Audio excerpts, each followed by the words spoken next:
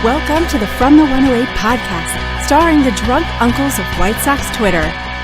He's a Twitter like whore, an Instagram thirst trap, and your grandma's guilty pleasure, BeefLoaf. A West Coast attitude in a decidedly Midwest body, MySoxSummer. And your host, he's sharing obscure music thoughts to give you time to hit the bathroom, Chorizy-E.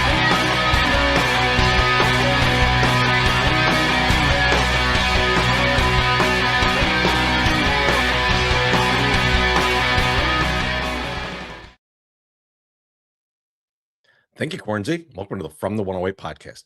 Get ready for some baseball, beer, and bullshit. And remember the drinking rules. If BeefLoaf calls himself a menace, talks about gilfs, you drink. If MySoxSummer begs for free shit or gets piss on his hands, you drink. And if I talk music or say, here's the thing, you drink. Of course, you can make all of us drink for $1.08 or more. Get those tips in there. Let's get some drinks. More, please. We need to get hammered. Speaking of drinking, speaking of get hammered, fellas, what are you drinking? MySoxSummer up in the top corner today. What are you drinking? Now, I told you last night I had two options I was going to go with, and I think you can see it in the background. But Guinness is back, baby. It is back. I am here to just proclaim my love for Guinness. I love Guinness. I took a little sip, before the game, got a little excited, spilled all over my computer desk. So fuck you, Jerry O'Sullivan, for making me drink in these small ass glasses. But It's a pint glass. A pint glass. It's tiny little pint glass. I need a little bit of pint space. glasses are tiny to MSS. Fucking Andre the Giant over here. I might fat finger it and spill all over my computer desk like I did. So I still love you, Terry. Thanks for inviting me to your house every year. You and your wife put on a great party. Unbelievable, this guy. He hasn't been on with us for a month, Chorizy. What does he do? He's so excited he spills beer everywhere. I missed you guys. I also last night he's telling us, oh man, I want to try and drink something different. So I'm thinking about this, I'm thinking about that. But then Guinness was on sale at Costco. It was. No. You can see the olives in the background. I wish it was that. You know what? They almost got me at Mariano's Chorizy because I saw discount liquor, $4 for like 4 gin and tonics in a can. And I was like, you know what? I don't even really like gin and tonic, but I like limes and I can throw this in there. I like alcohol. I'll just fucking just have one of these, right? And I pick it up and I'm like, okay, this is cool. And then the next one I see, I go, oh, this is non-alcoholic. And so I look at my gin and tonic, non-alcoholic. I was like, well, fuck this shit. And threw it right back. Oh man, I would have loved it. I would have loved if you would have brought this on and you would have been drinking those, and someone in the comments would have been like, that's just non-alcoholic beer. Or non-alcoholic beer. And then you found out that way. Is there anyone on earth that wastes more fucking money being a thrifty motherfucker than MySoxSummer? He is always buying some bullshit for a cheap amount that he realizes is shit after he starts using it, and it has to completely throw it away or not use it. I disagree with that. First off, I only buy stuff. Well, no, there's been times where I've bought stuff that I didn't like. But I would say overwhelming majority of the time that I buy stuff that's on deep discount, I fucking enjoy the shit out of it. Like it is something I really like.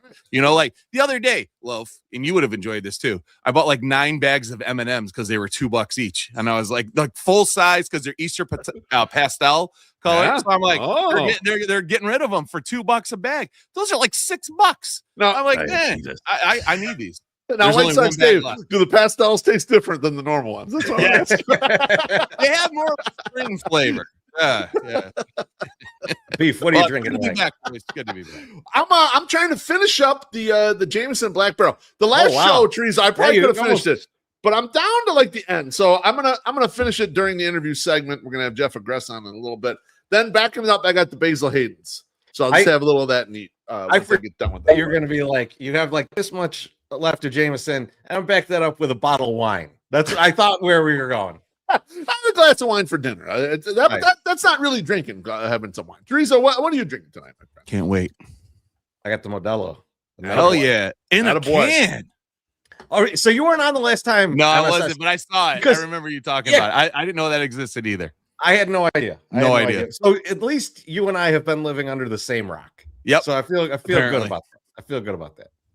Not knowing together makes me feel good. Right. Bros. Not no As long as bros. we're dumb in unison, it doesn't really count. It's fine.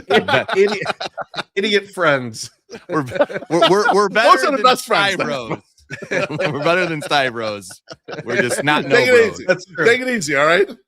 I couldn't believe we were at Southside Bum was in the seats yesterday. He was jealous that he's not in the Sty Bros because he is a known Sty guy. Yeah. He is an own Sty guy. Yeah, Yes, he told me about that. But there hasn't been a public Sty picture of him like there have been of Gabriel and I. So that's why we get into it. He needs to develop one. Once he gets fucked up again with a Sty, big picture. Put it out there on Twitter. We'll all retweet it, and then he can be in. You know? He said something last night that cracked me up, though. He's like, the last one I got was really bad. I had to have surgery and all this stuff. And my doctor goes, yeah, don't get one of those again. Oh, thank you. We Get a drink appreciate here. that advice. From our guy John, he says, "Cheers, fellas! Can't wait for my 108 Conchi shirt to come in. I think that's coming sweet. soon. They look sharp. Yeah, too. a John, bunch thank you, of my them friend. shipped today. Okay. Actually, I don't think I took a drink, but I was gonna do some housekeeping here real quick. Oh, These came in the other day. We got them shipped up to us. These look fucking sick as fuck. I'm just saying they that look right now. nice. If you didn't order one of these, you're a bitch. You should order one. They're fucking awesome. But we have more. I bought some extras, so I'll put those up after that. But if you were one of the first 25 people to order, your shit shipped today. Like I shipped it all out and did all that instead of going to the game. Second thing with business that we have to take care of before we get to everyone and stuff, I got to pick a winner. We got the AJ and Friends cruise that's going down on the 26th of April. Okay. So we went through the same thing. I saw Sox on 35th had like a Twitter contest thing where you just plug in the tweet and it fucking picks the winner. Okay. So that's what I did. And it seems like it's very fair. And our winner today of the first pair of tickets, we're going to have another pair of tickets. You retweet all the stuff that comes out tomorrow. You'll be entered in for the second pair. And the first pair winner is Matt Wendell. And I sent Matt DM. Matt. I sent Matt a DM on Twitter, and I said, maybe you should watch the podcast tonight, buddy. So if you're watching, Matt, congratulations. What's in front of him? Is that a whole bunch of weed? What do we got in front of him? No, it's like a bunch of buds. I think those are like apples or something. Oh, okay. I'm not really sure. Those look like really small apples, though. This could be kumquats. You know, who knows? I'm not really sure. He's a big kumquat guy. Maybe they're find out. We're gonna get to hang out with them. I don't know. I don't know what they are. We'll find out. But so those are Matt, apples. check your DMs. I will tweet out the winner thing on the 108 account, and you can come through and get that. But if you ordered your shirt, thank you for being patient. You'll get it by next Monday or by Monday, not next Monday. This coming Monday. You'll get it by December. You'll get it whenever I want to fucking send it to you. No, it's all good.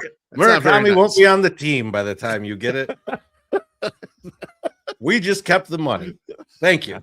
That's a possibility. No, we run a very honest, tight ship over here. Oh, there's no question. And MSS gets the products out in record time. This is what's underestimated about the whole thing. You ship that shit fast, man. It's pretty good. How you get it out. So like I literally got them Wednesday and I just shipped them out today. So it's pretty good turnaround. I give you guys all the credit because if it were me, I'd be running the pyramid scheme here. That's true. No one trusts you anyway, Chorizo, so it wouldn't matter anyway. So you'd already be in Boca. You're at least trustworthy guy. Every T-shirt would be a Kickstarter campaign. Oh, we need $4 million to get this out the door, guys. What happened? We didn't make it. I'll just keep all the money. What happened to your humane mousetrap idea? I don't know. Enjoy your shirt. Here you go. Beef, how you doing tonight? I'm good. I saw something come out the other day, Chorizo, and MSS too. You guys are music guys. I need to get your opinion on this. The Rock and Roll Hall of Fame lineup for 2026 is out, my friends. And here it is on the screen. I'm going to read down the list, and I'm happy for you guys to jump in at any point and let me know who you think is deserved, not deserved, and if we need further conversation on any of these artists. But the group is Phil Collins, Billy Idol, Iron Maiden, Joy Division New Order, Oasis, Sade, Luther Vandross, and the Wu-Tang Clan. Chorizy, what do you think of this lineup? Anyone that shouldn't be in here? And are we missing anybody? So I never know who we're missing because there's such a large group of bands out there that and some of them don't even want to fucking be in, so it's fine. But a couple things real quick that I noticed about this. One, I'm pretty sure Phil Collins and Oasis hate each other. So like, well, Phil Collins can't even walk anymore. I was going to say Phil Collins is like on the doorstep of death. Yeah, so he can. You might want to give it to him. He can pay someone to beat the shit out of the Gallagher brothers in front of him. Okay, so like, all right. I think it still get fine. I think it still get sketchy at this thing. So I love that they're going in together. I like that they don't like each other. They're going in together. You know what? A guy that I like though, Beef, and that I'm like, does he really need to be in the Rock and Roll Hall of Fame? Is Billy Idol.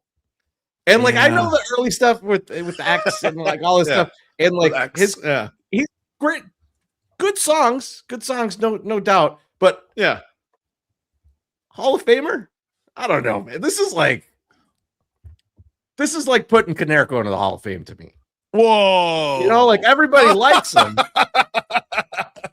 he's not a Hall of Famer. Listen.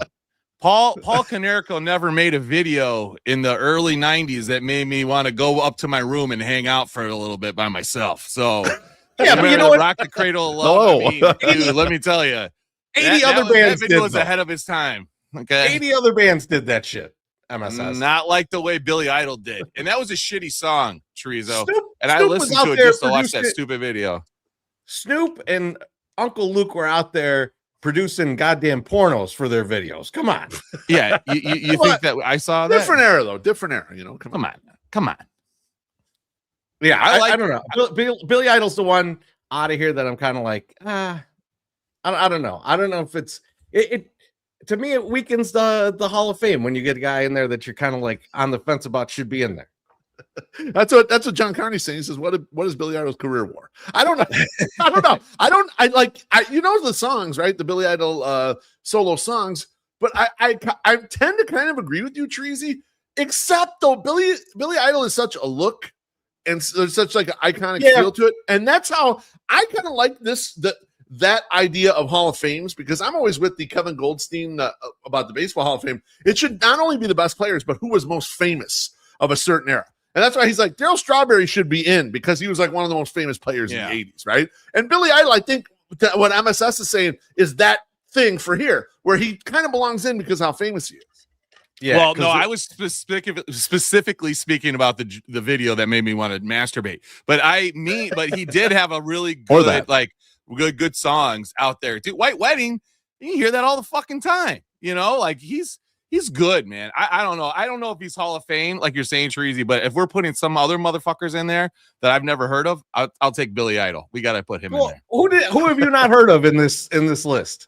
Not this list, but I'm talking like people that are probably already in. They're like, oh, well, he wrote so many songs for such and such, and he did MSS, is there anyone here that you have an issue with that you would say no, maybe a little light to be in the group or something like that? Let me ask you a question then, because I have a question for you guys about this list. Because I like the rest of the list pretty good, but it's not a do Joy Division and New Order, and I know it's all the same motherfuckers. Do they get in separately, or does it have to be the combo? I feel like it has to be the combo. I think it's the combo. Yeah, I think it's got to be the combo. I don't think you know what I mean. Yeah, I'm saying like if you said just one, you split them up, and you say you can't. We're not doing combos. Combos aren't a thing for the Hall of Fame. Do either of them get in? Yeah, I don't think so. No, I think they're probably out. I mean, when I'll be honest with you, I was looking at this list. MSS, you said Sade. No way. Sade was gigantically popular. Oh, and, everyone listened to Sade. Yeah. So like that, no. I'll tell you who, when I looked at the list initially, who I thought they're a little light for this list. And I love them. And I'm a big fan of their music. But Oasis is a little light for this list, if we were being honest with ourselves. I don't know, dude. I mean, they have 2 great records. That is it. Well, am I wrong about that? They have 2 great records. Yeah, but isn't Pearl Jam in? Huge. Pearl Jam has 3. There we go. They have 3 good records. And you know what? I don't know. I can't remember exactly who I was talking to that about last night. But they were like, so you only like the first 3 Pearl Jam records or 2 Pearl Jam records? I go, no, I like the first 3. I go, after that, they got good songs. They don't have good records. It's not slander, John. I love Oasis too. I told it. I've seen them live. I don't know if I wouldn't cry at the concert, but I really like them a lot. But I'm just sort of looking at it like, I don't know. No, that glitter is just all this big that they're in here too. Beef, you know it's going to be a good year, and maybe they're already in, so maybe we already missed it. But when the Foo Fighters get in, I think they are in. Are they in already? We missed our chance are. for me to talk shit about them for like 10 minutes. No, they got one good record. I'll give them two. I think the one with like Everlong on it is also the color and the shape. Yeah. They were inducted in 2021. Oh Lord, man, that's a long time ago. Shit. They beat Oasis there by 5 years. I'm giving Oasis. I'm giving it to Oasis. You know what? You're right. I take that back. Oasis belongs in there ahead of them. You know what? We're not going to disagree with. I hope Liam gets up there and says, and by the way, fuck the Foo Fighters. Loaf, when you sent that thing around about Wu-Tang wanting Barack Obama to put them in the Hall of Fame. Yeah, okay, so Chorizo sent that around. That was our guy A-Bomb, man. It was A-Bomb. Okay, yeah. He's my rap aficionado. I look to him for all that stuff. So you sent that, and I was like, somebody better tell RZA that Barack is no longer president, and he can't force them into the Rock and Roll Hall of Fame. Like I didn't get it initially. I was looking at it, and then I was like, "Oh no, he wants them to do the induction speech." Okay, I like because Barry ain't got no power no more in those matters, you know. But see, to me though, like someone like Wu-Tang belongs so easily because of like their effect on the entire. They're a game changer. Yeah, exactly. So they're so different and revolutionary like that. To me, you look at that and you're like, okay, yeah, I'm glad they're in there. Now you could quibble about it's hip hop, it's not rock and roll, but rock and roll has broken that thing in any way. Yeah, it's more of the spirit the music of it hall than anything. Yeah, it's basically music hall of fame, but it's also the spirit of it too. Like rock and roll was like was breaking things and changing it, making it different, and that's kind of what some of these artists do. But like, I thought they were kind of a no brainer. I'm not an Iron Maiden guy, but when I saw them, I was like, "What took them so fucking long to be in here?" Yeah, like, I was shocked it took them that long. When I saw them on there, Beef, I had the same reaction. I'm like, "How the fuck are they not in?" Yeah, what was going on here for all these years? They're like, "Yeah, you guys only got 30 good records. You can't get in yet." It was Eddie the Trooper's voting record that kept him out for so long. Like they'd found some dirt on him. If Luther Vandross gets in, so does Berkeley. Okay, I thought that was funny. no, let's shake on that right now. Luther Vandross. Yeah, no, I like Oasis better than Blur. I mean, that's obvious. And someone here Paz saying talking about how I like Bush. Yeah, I like Bush. If Bush was on here to get in the Rock and Roll Hall of Fame, we would all be giving that shit. Deserve to be in here, okay? Yeah, we can't have Bush in the Hall of Fame. Let's just do it on the basis of who deserves to be in, not who we just like. Yeah. We had these arguments with the Baseball Hall of Fame. Like, I think Harold Baines belongs in because the DH was a new position. He was a guy who was doing it a lot. He kind of like was leading on the forefront of that. I get the war arguments and shit like that, but you have to look at the things in greater context. I still don't see it for Oasis. They're a little light. Great band, but a little light, my personal opinion. Interesting. Well, I can't believe how many people are letting Billy Idol into the fucking Rock and Roll Hall of Fame just because he was in The Wedding Singer. I can shit but Billy Idol. No, everyone's with you, Teresa. He's in The Wedding Center. I think that's it too. Because he's good, man. I don't think he's great, but he's not really good. He's good. It's purely fame. There's he does have 5 or 6 really good songs. Like I'm not. Yeah. I didn't know that gets you in nowadays. Oh Jesus Christ! I love it. Be cool. Okay. So I've seen this story a bunch of times on Twitter, and I had to look it up to see if this shit was real. Are you familiar with this guy? The guy in the middle there, the guy that played Proximo in Gladiator? No. And nope, the old guy, Oliver Reed. So the white beard guy. Guy looks like me. Have you ever seen this? Have you ever seen this story about how he died while they were filming this? No. So apparently he went to this bar, and this guy, let's be honest, this guy had some very bad drinking problems, right? But he goes to this bar. Now there's the similarities.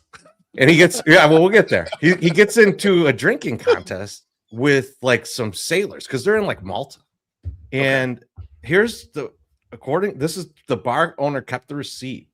And it was 8 pints of lager, German lager, 12 double shots of rum, half a bottle of whiskey, and several shots of cognac. And they say that he also beat a bunch of these guys in arm wrestling as he was doing this. And then he fucking dropped dead in there.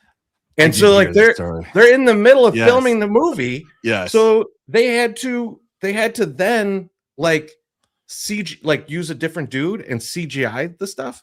But this is like, you know how long ago that movie was made? Yeah. It cost them like $3 million to cover this up. Oh my It's crazy. So my question to you guys is, what would my tab look like for that day for me? The drink yourself to death tab. Like you're not I don't think you're you don't do it to excess with the shots.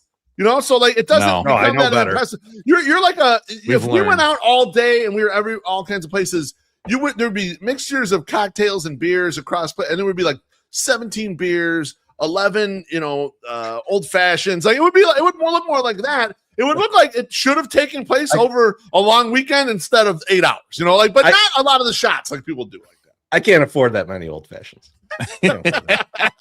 What's upsetting about this, though, is exactly what you're bringing up, Chorizy, about them bringing up, okay, the guy, he's alcoholic and he dies of all this alcohol, whatever. It reminded me of when James Gandolfini, big fat guy, dies of a heart attack, and they list all the shit that he ate. Yeah. As a fellow big fat guy, I was offended that they would put the food out there. Oh, yeah, this food fucking killed this guy, crushed this guy's heart. I don't want to see that out there. Okay, get that off. Scrub that from the internet, please. We had no idea he was going to die. The one entire season of Sopranos, all you heard was him breathing the entire time. We were like, I was like, this motherfucker's going to die. Okay. He was like Darth Vader in season 6. You're right on myself. I was like, we know he's got a little bit of a weight problem. Don't need to really shove this in there. Okay. MSS, you want to pay some bills for us, buddy? Let's do it. All right. Baseball is back on the South Side, and when you come to a game, remember Lawrence's Fish and Shrimp at 2120 South Canal Street is open 24 hours a day to serve you, the hungry Sox fan. Pre or post game, Lawrence's is a place to be.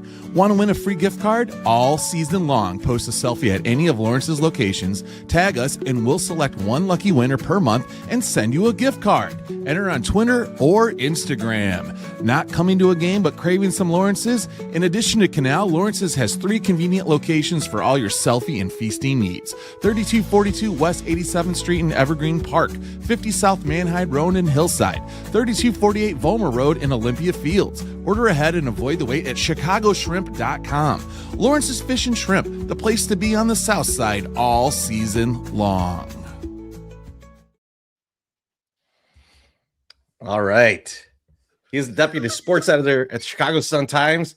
He's active out in these Twitter streets, and he is here with us tonight to chop it up on local sports media. Jeff Agrest, welcome to the show. How you doing, Jeff?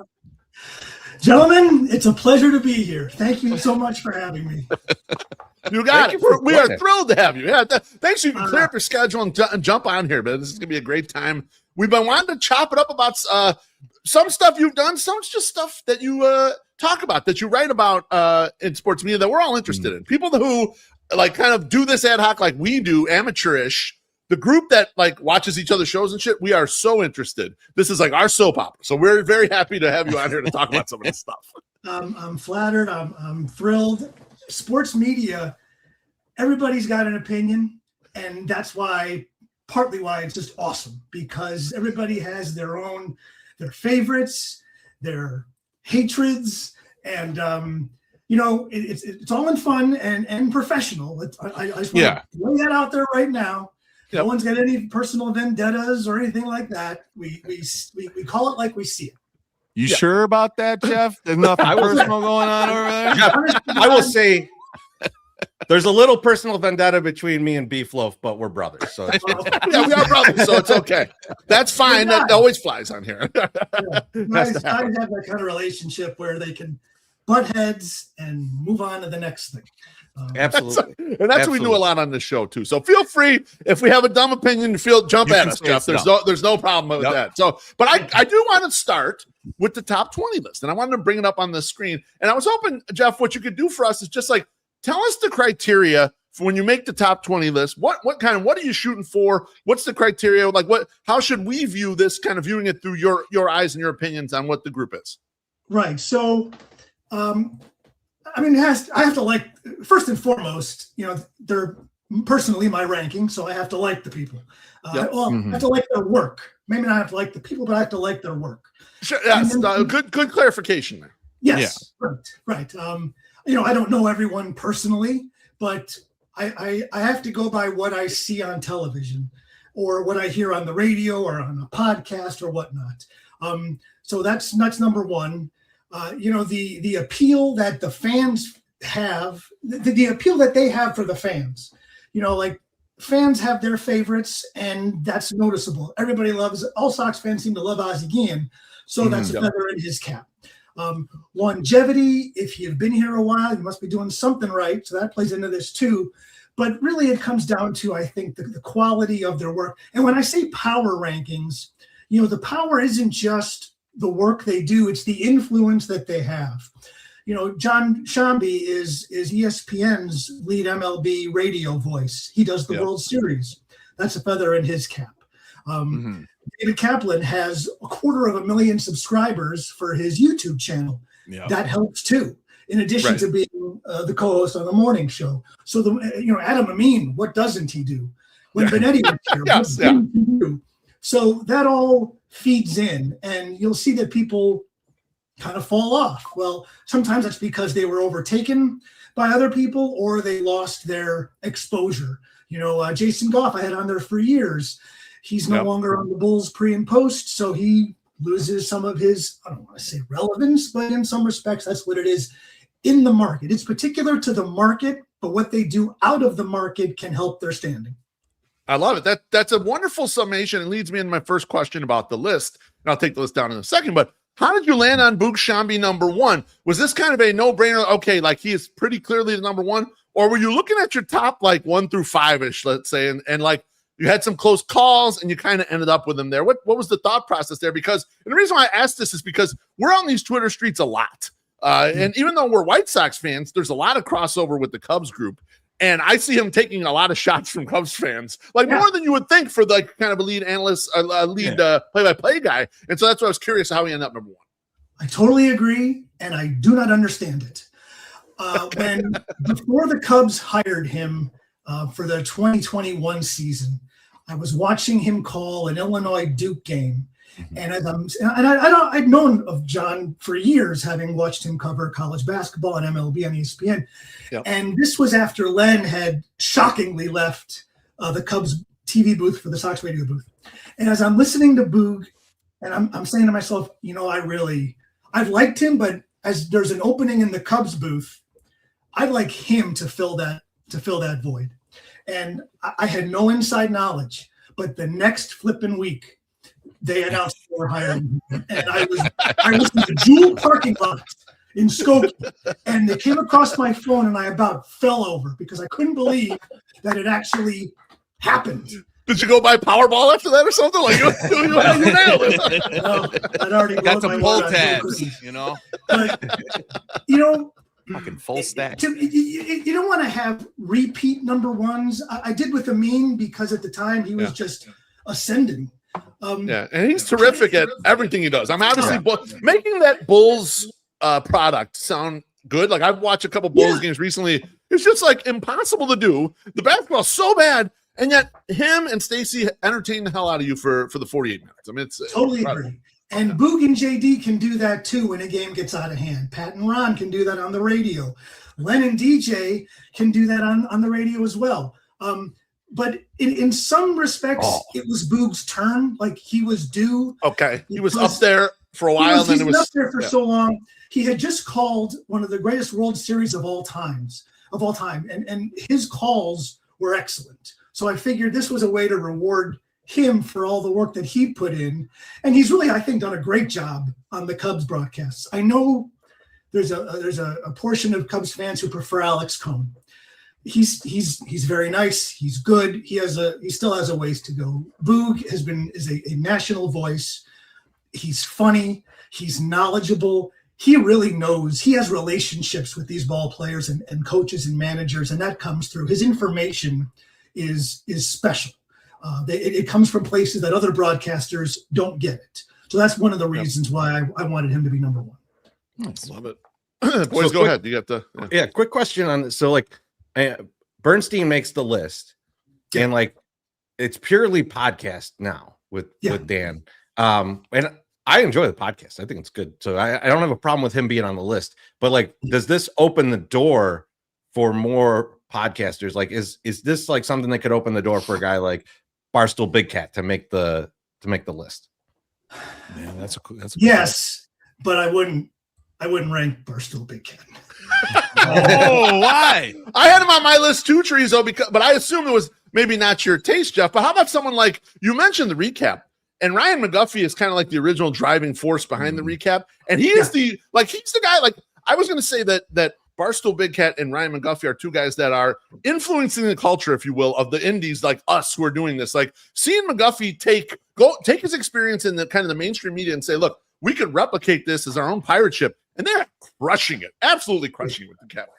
And McGuffey, I'm glad you mentioned him because he's as talented as Cap is. McGuffey's the brains behind that. He is the technical brains behind it.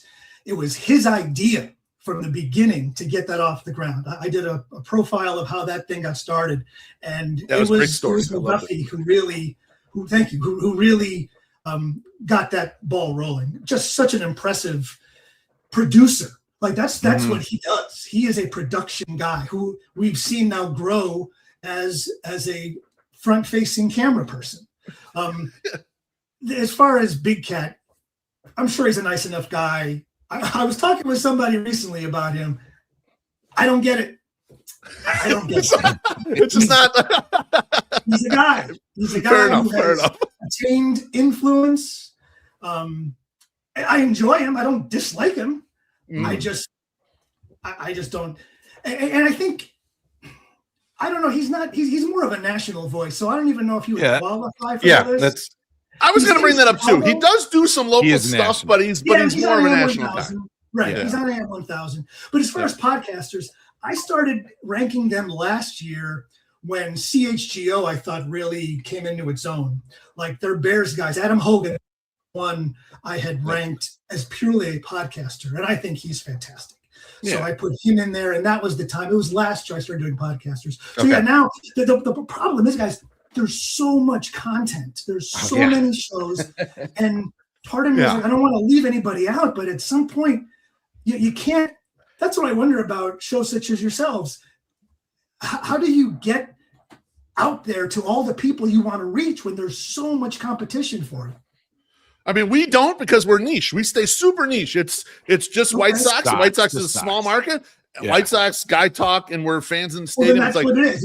Niche. And people are like, the fans are like, why don't you do some of the other teams? Do Bears or Bulls or whatever. We're staying in our fucking lane. Yeah, we like all those teams, but you're right, Jeff. It's like there's too many food groups out. There's too much out there. We try to just stay right in here where we know we can do our thing.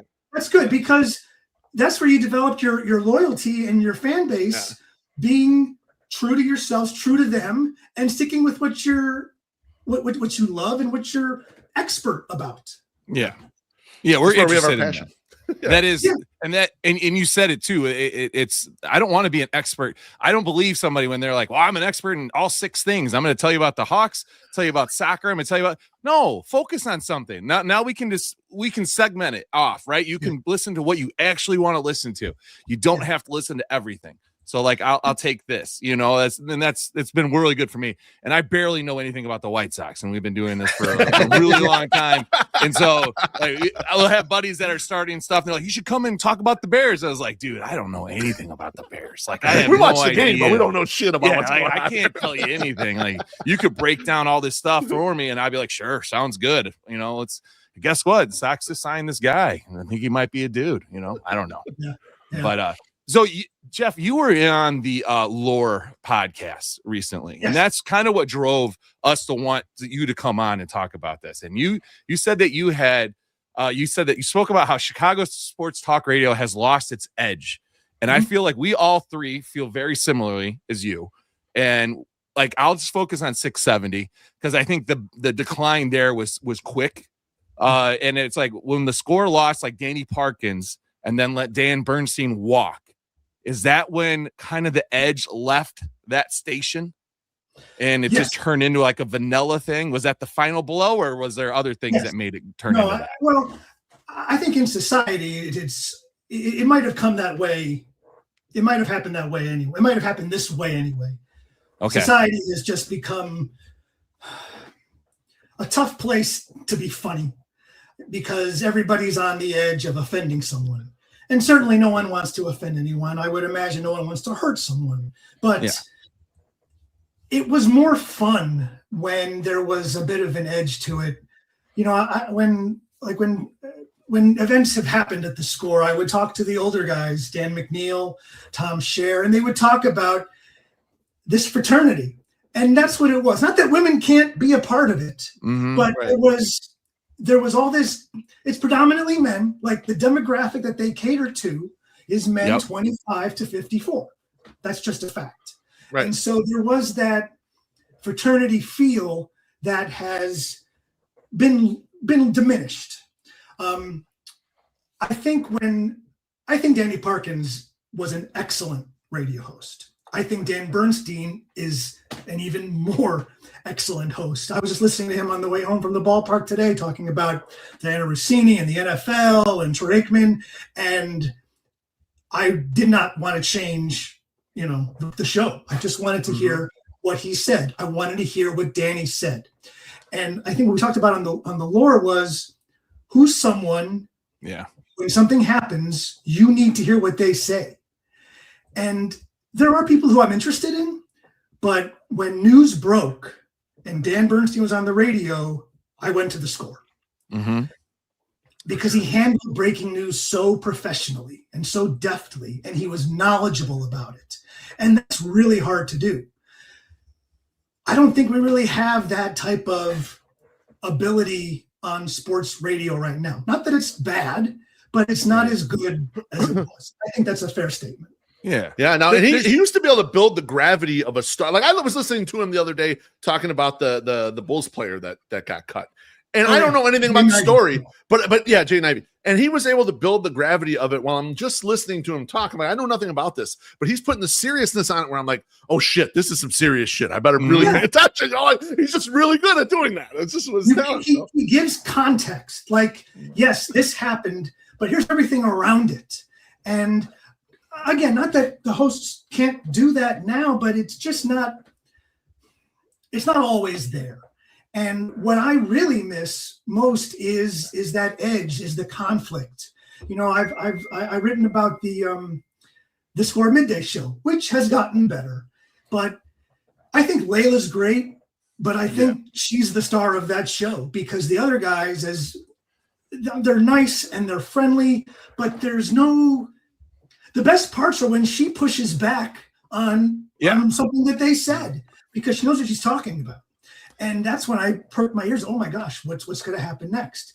And there's not a lot of that anymore. There's not that, there's something to conflict. It doesn't have to be mean or nasty, but you can be a meatball. It's sports radio. We don't have to take it so seriously that we're analyzing, analytics to the point where it's become so granular that you just zone out. Like it's too much. It can be too much. Well, I wanted to bring this up because MSS to cut you off directly about Bernstein because the 6-7 the Score, I always kind of thought like he was such a big success and such a huge superstar. And Dan's really sharp guy. He's just a really smart guy. So he could play I'm smarter than everyone here and admonish callers and do all this stuff. But other people tried to mimic the stylistically, especially some of the younger ones, and they couldn't pull it off. And they just came off sounding like they're full of shit. They're kind of phony, right? It didn't work. And I always felt like that group never really kind of made it because Bernstein also had the incredibly silly side. The last hour of the Boers and Bernstein show was just them goofing around, nothing serious, making fun of each other, making fun of the producers and back and forth. And they forgot about all that. That's the fun part. Yeah. Yeah. And what I get a kick out of on his new show is that it's Matt Abaticola with him because the one guy who would push Bernstein was Abaticola. And you could I would get ticked off listening to Dan and be like, dude, you're pushing it with some of these callers or you're being a little more too opinionated here. But Matt would challenge him and I loved it. And so to hear their two voices together, like there is a nostalgia feel to that podcast just to hear those two go back and forth. That's what's special to me. Yeah. No, I think your points with Layla are 100% correct. And I think because she's from an old school where she has to be double ready when she goes into a room with a bunch of dudes, and she has to overly prove herself. And I think that's just how she's built mentally. And so that's how she comes into this. And it is weird when she's not on the show, because we had last week or just 2 days ago, she's not on the show. And Marshall and Grody open up. And they start talking about, they're like, yeah, Mune hit a home run at the end of the game, just padding his stats. And I was like, dude, they lost the game by 1 run. He got them to almost win a game. This is not a padding stats situation. He put them in a position to try to win a game.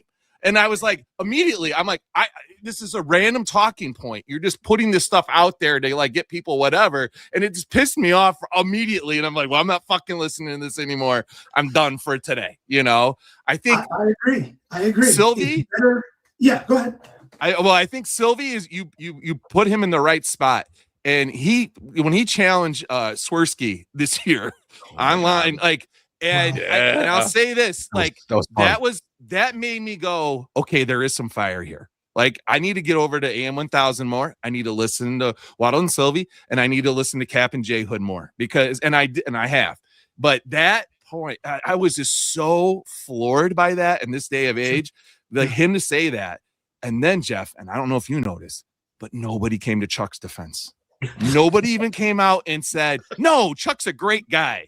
And it was just like, it was so loud. It was like the silence was deafening. And you're just like, poor Chuck, you know? And like, I had my issues with Chuck. Like, we're friends with Pat Bertoletti, you know, Deep Dish Eats. And he's on here and he's talking about how gross it is for people to eat all these hot dogs on 4th of July. And we're like, man, Chuck, that's a horrible take. But then when Sylvie came with all this other info, we're like, man, okay. So, but yeah, that was one thing that to me was like, okay, there's still people out there that want to do this. They got to be not afraid to tackle somebody like that. And he fucking tackled him. And it was great. It was a fun thing. And that's the guy. Like, Sylvie's the one to do that, because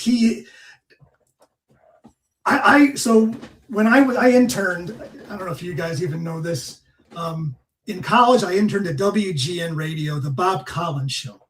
Okay. Oh, wow. For those who don't know that, who don't know Bob Collins, he owned Chicago mornings. Like, that was a big deal. Now, granted, it was an even older demographic, but this was WGN in its heyday. And so when I had interned there on that morning show, Sylvie was at WGN doing sports, and he was working his way up, and he was becoming a star. And it meant so much to him. He was at all the Bulls games. He was everywhere. He covered everything for that station. And when he got to do his own show, it was earned. And I think if there's one person who's going to be that, all due respect, meatball, that's the guy.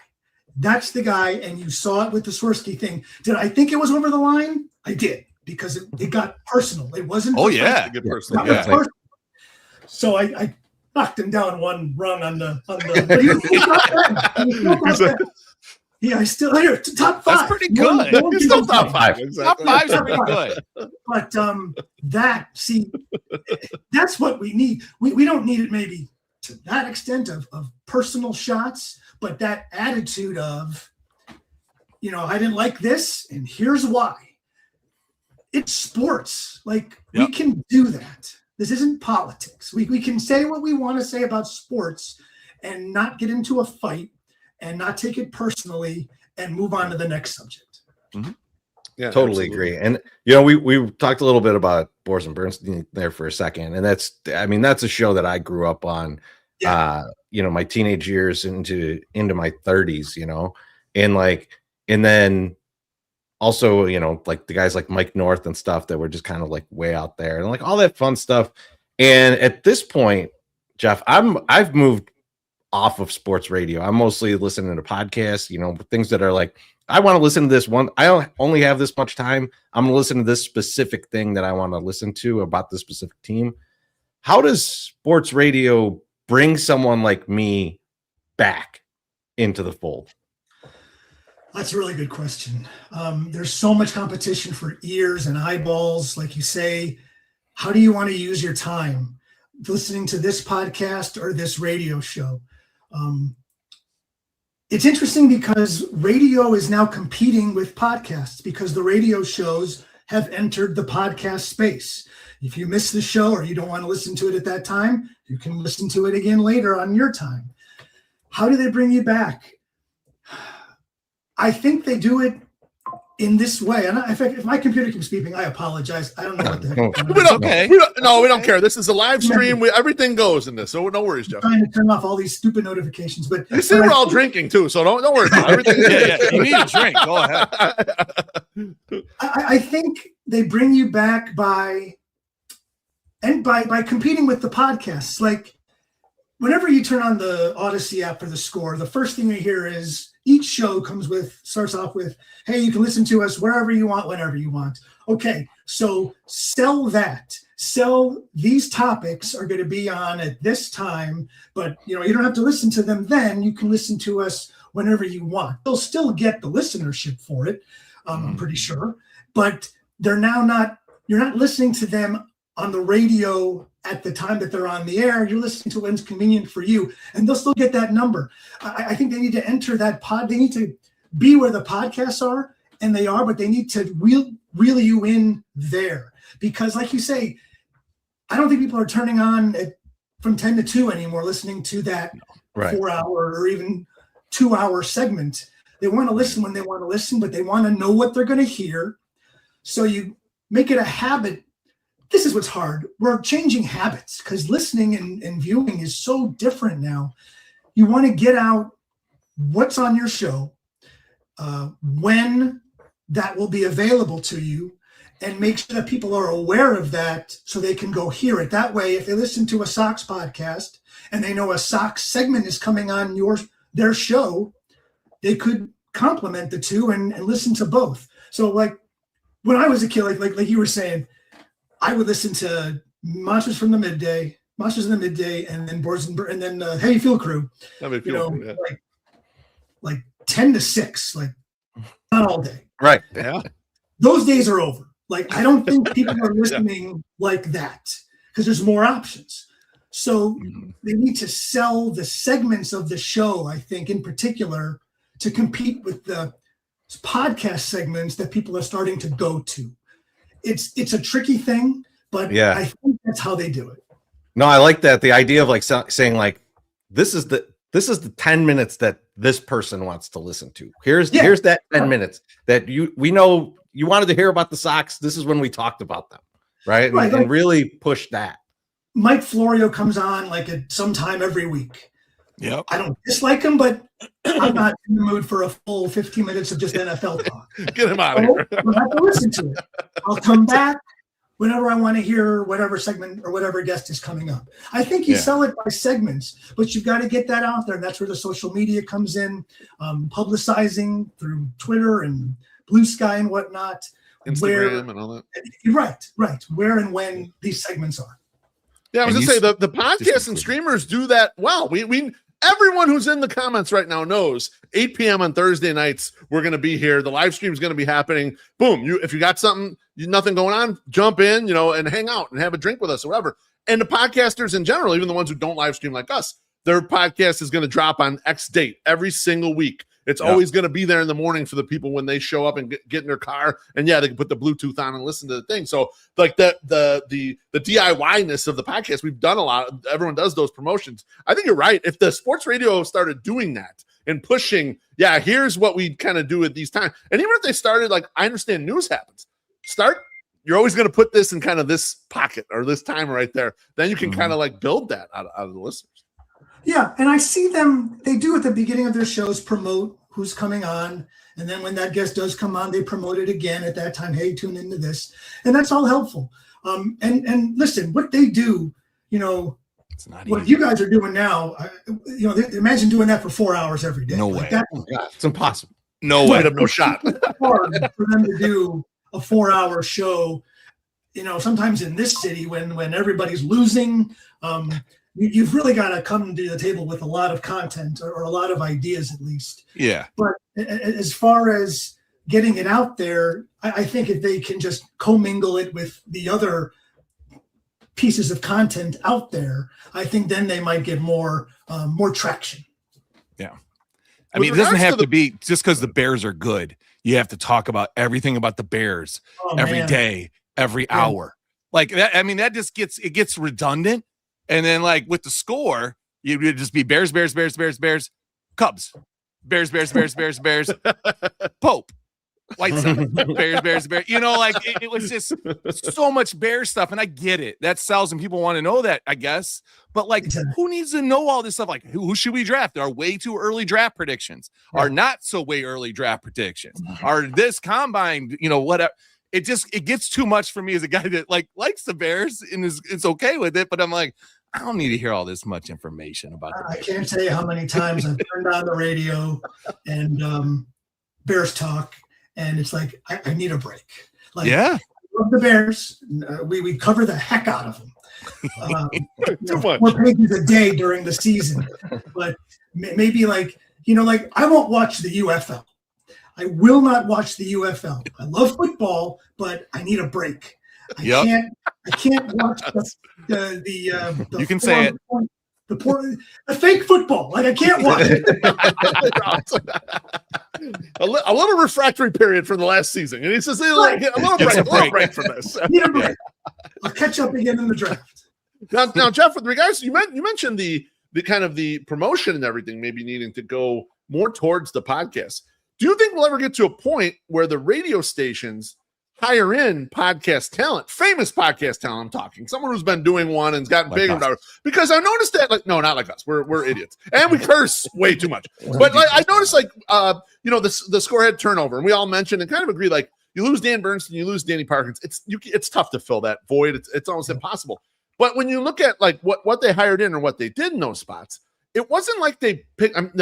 Layla's a known commodity, but then you kind of just moved Grody over and you kind of moved Lawrence Holmes to a different spot, and you put Marshall in there. Marshall's an out of towner. He's not really famous in the area or like has a built audience or whatever. And so I think some of the issue is just that. It's just like, well, the person you plugged in, they don't got their own audience coming here. You think it'll ever be the case where there'll be some big podcasters and this radios will say, look, we'll pay you more than the podcast is doing, and you need to come over here with us? It usually goes the other way. Like, Bill Simmons did a pod. I don't know who can listen to 2.5 hours of anything, but he has his podcast. Colin Cowherd also has his podcast. It's from the TV show. Yep. Going back from, Jason Goff's out of a podcast world now. I saw that. The Ringer podcast is over too. That would be one person I would hope would want to go back into radio, because I adore Jason and listening to him talk. Like, that's one of the few people. And Jason, like, not only smart, but legitimate, has takes. He has a real personality. And so there's going to be, and people like him or hate him, but that's good. You want that stuff, His podcast, The Full Go, I thought was fantastic. And he's one of the few guys I could just say, all right, talk, and I will just listen, because I think he's very insightful and he's funny and knowledgeable. So that's one person who could go back. As far as like someone who just started, who is a sole podcaster, began her career there and going on the radio. I don't know if that's even a draw for people. Like, okay, would that? Everything is so blurred now. Like, if I were to say to you what's on television tonight, I would say everything. I'm thinking 2579 1132. But that's not television anymore. That's only part of television. Television is now Netflix, YouTube. Like, everything is blurred. So television is streaming. Radio, it's not just radio, it's audio. So now we're down, we've removed, like, it shouldn't even be called TV and radio anymore. It should be called video and audio, because that's where the habits are. It's not just CBS, NBC, all that stuff, or WGN, WLS, whatever. It's everything. And I think people don't view it as TV and radio anymore. So no, I don't think you're going to see someone go from podcasting to radio, because it's all audio, and wherever they're succeeding, they're going to stay. I love the point, because I was actually having this conversation with someone not too long ago, because I was talking about you remember this is an old Chicago thing, but like the Max Headroom hack of the TV thing. We were talking about that, and someone was like, did it. Breaking news. But we were talking about that, and they were like, "Could you imagine if that happened now?" I was like, "That would never happen now because that guy has a YouTube channel. Yeah, He does that. He just does that on YouTube all day. No one watches it, but it's out there." I remember that vividly. That was wild. Like pirating a WGN TV signal.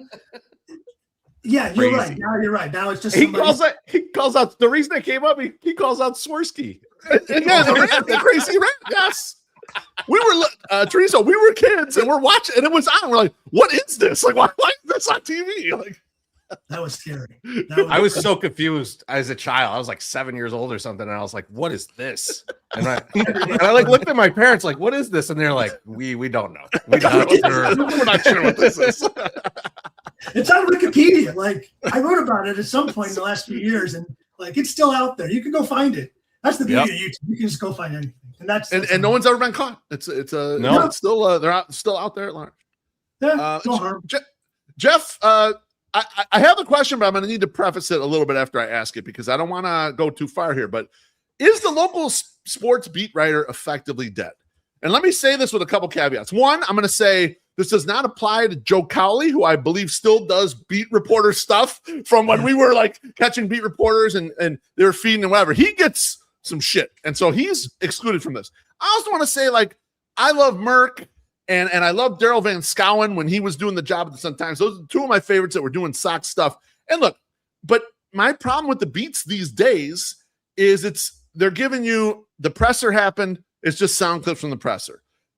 They send out press releases, which we even are on the email. So like the 108ers could literally put the press release out there. Yes. And they're putting out. And then once in a while they get like a human interest story, or like you mentioned before, they talked to the pitcher about how he added a 0.5 mile per hour to his fastball. There's just no meat anymore, it's seemingly on what the beat reporters get from the teams, where it's like there's nothing that they're running to the paper with, and it's like, oh shit, this is a story, and no one had this, and this is like out there, whatever. And I think the sports talk suffers from it a bit too, because this is what they would chew on. They would the beat reporters would get these great stories, then they'd go on, then they would chew on all this stuff, and it's like I feel like we don't get much of that anymore. So to answer your question, no, I don't think the beat reporter is dead. By the way, I was with Daryl today at the ballpark, and he's just awesome. But He's the best. the beat reporter has to change.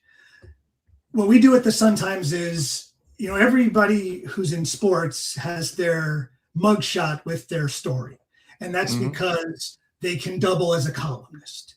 The days of straight game stories are over. We need to have some bite. We need to have some opinion, because that's where it's headed. Like, so I'm at the ballpark today and I'm looking at, there's a picture outside the press room with all the different press passes.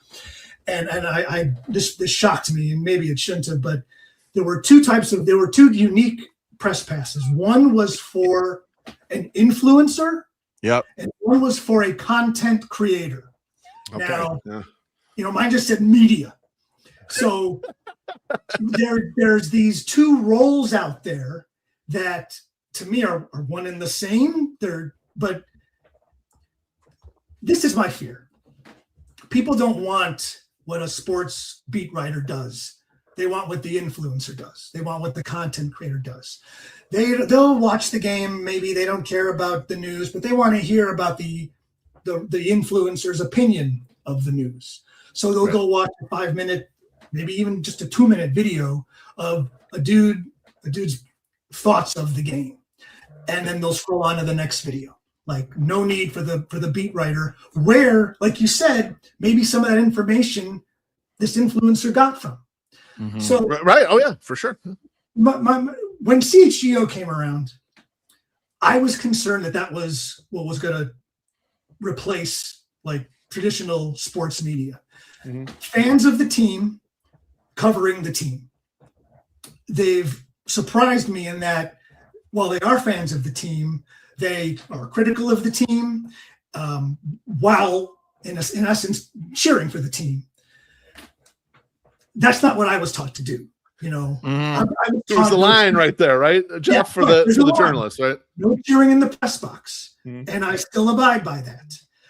You got to put on a different cap when you're covering these teams, but I don't think fans want that anymore. I think they want the reporter to be partial. I think they want a stronger opinion. I think they want the person covering the game to be on their side. They want the homer, and that bothers me because while that can be enjoyable, I don't want to be the homer. I want to tell you what's happening. I want to explain to you why it happened. I want to tell you the story. I want to tell you what I think is important, what you should know. Now they can decide what they want to know and how they want to know it. And I think the job of the beat reporter has been diminished by fans' preference for the influencer. And yeah, that bothers me and that scares me. So something that scares me, Jeff, and this is, I'd love to hear your thoughts on this. So I work in tech in my day job, and AI is kind of infiltrating everything. And sometimes it's good, sometimes it's not so good. But you know, looking at the tools that are available out there and seeing what you can do, I'm worried about how that infiltrates into sports media, because you could easily just, you know, you take like the MLB has an API that like at the end of the game can shoot you a thing and say, here's the summary of the game, you know, based on, you know, just on what happened in the game. It's not a far shot to take that and generate a 2-minute podcast about the game. And it's like, to me, that's the worst version of sports media that could ever exist. But I worry that it's close to existing. And I don't know what your thoughts on it. I would love to hear what you think about it. Yeah. So I get scared of AI. I'm learning more about it. I don't have ChatGPT on my phone. I still haven't figured out why I would want to, but I'm sure I'm missing something.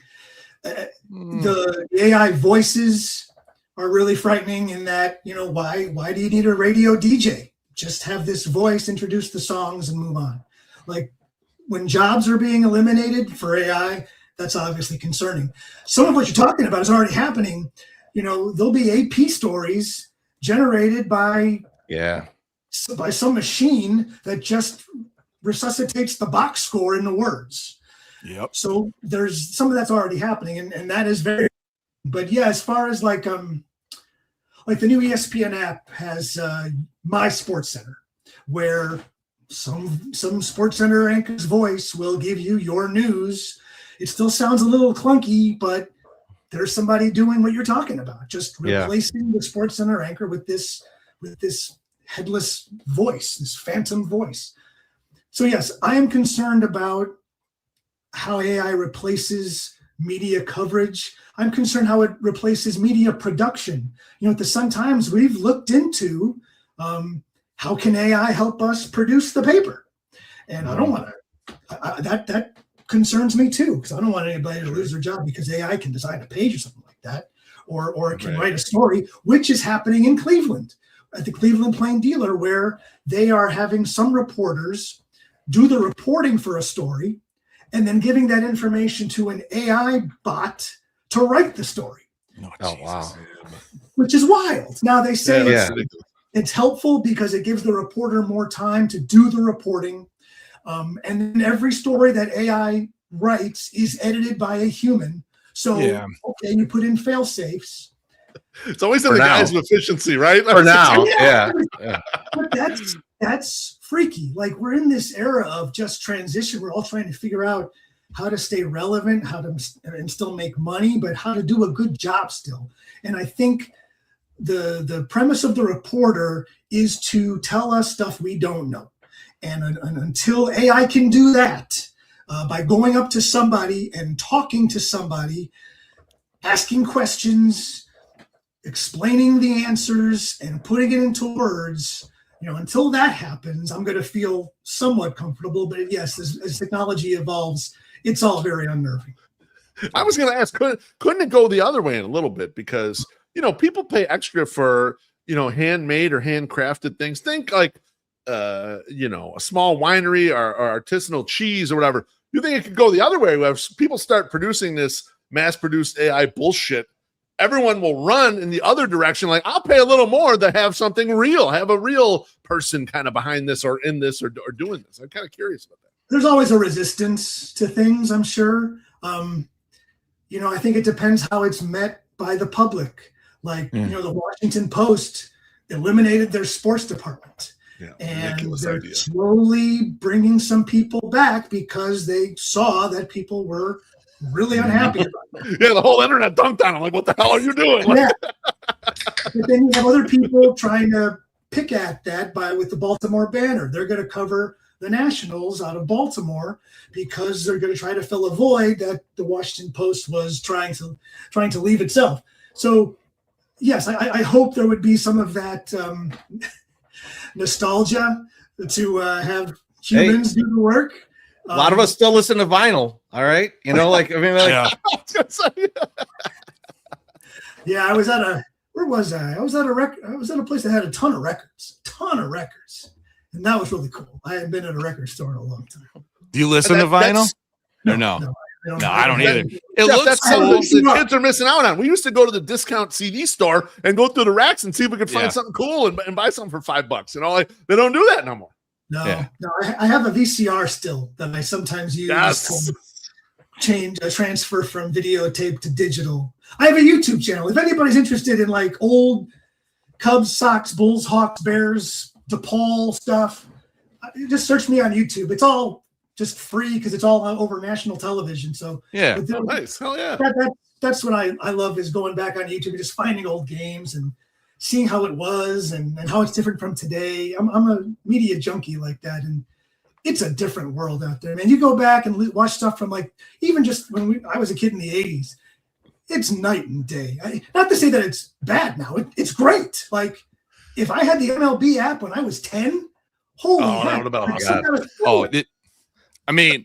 We'll stop the internet conversation right there for when we were younger, because I don't know where my life would be right now if I would have had the access to things when I was younger that these kids do now. I'm like, it's crazy. Well, no, but not just that.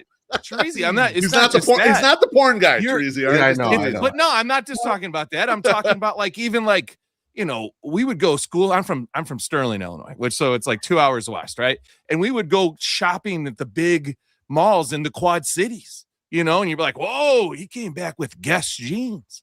Like all we had in our town was like, Lee, dungarees and like just that kind of stuff. It was just totally different world. And now everything's so global and everything. And there's no regional stuff. It's not as much regional stuff anymore, right? Like we were just in Fort Lauderdale on spring break with my daughters, and I was like, we're going to surf style because this shit was awesome in the 90s and you need to have a surf style shirt. And so we got it, and they were like, oh, good, Dad, whatever. but it's cool. So now, Jeff, I want to preface this. I like you.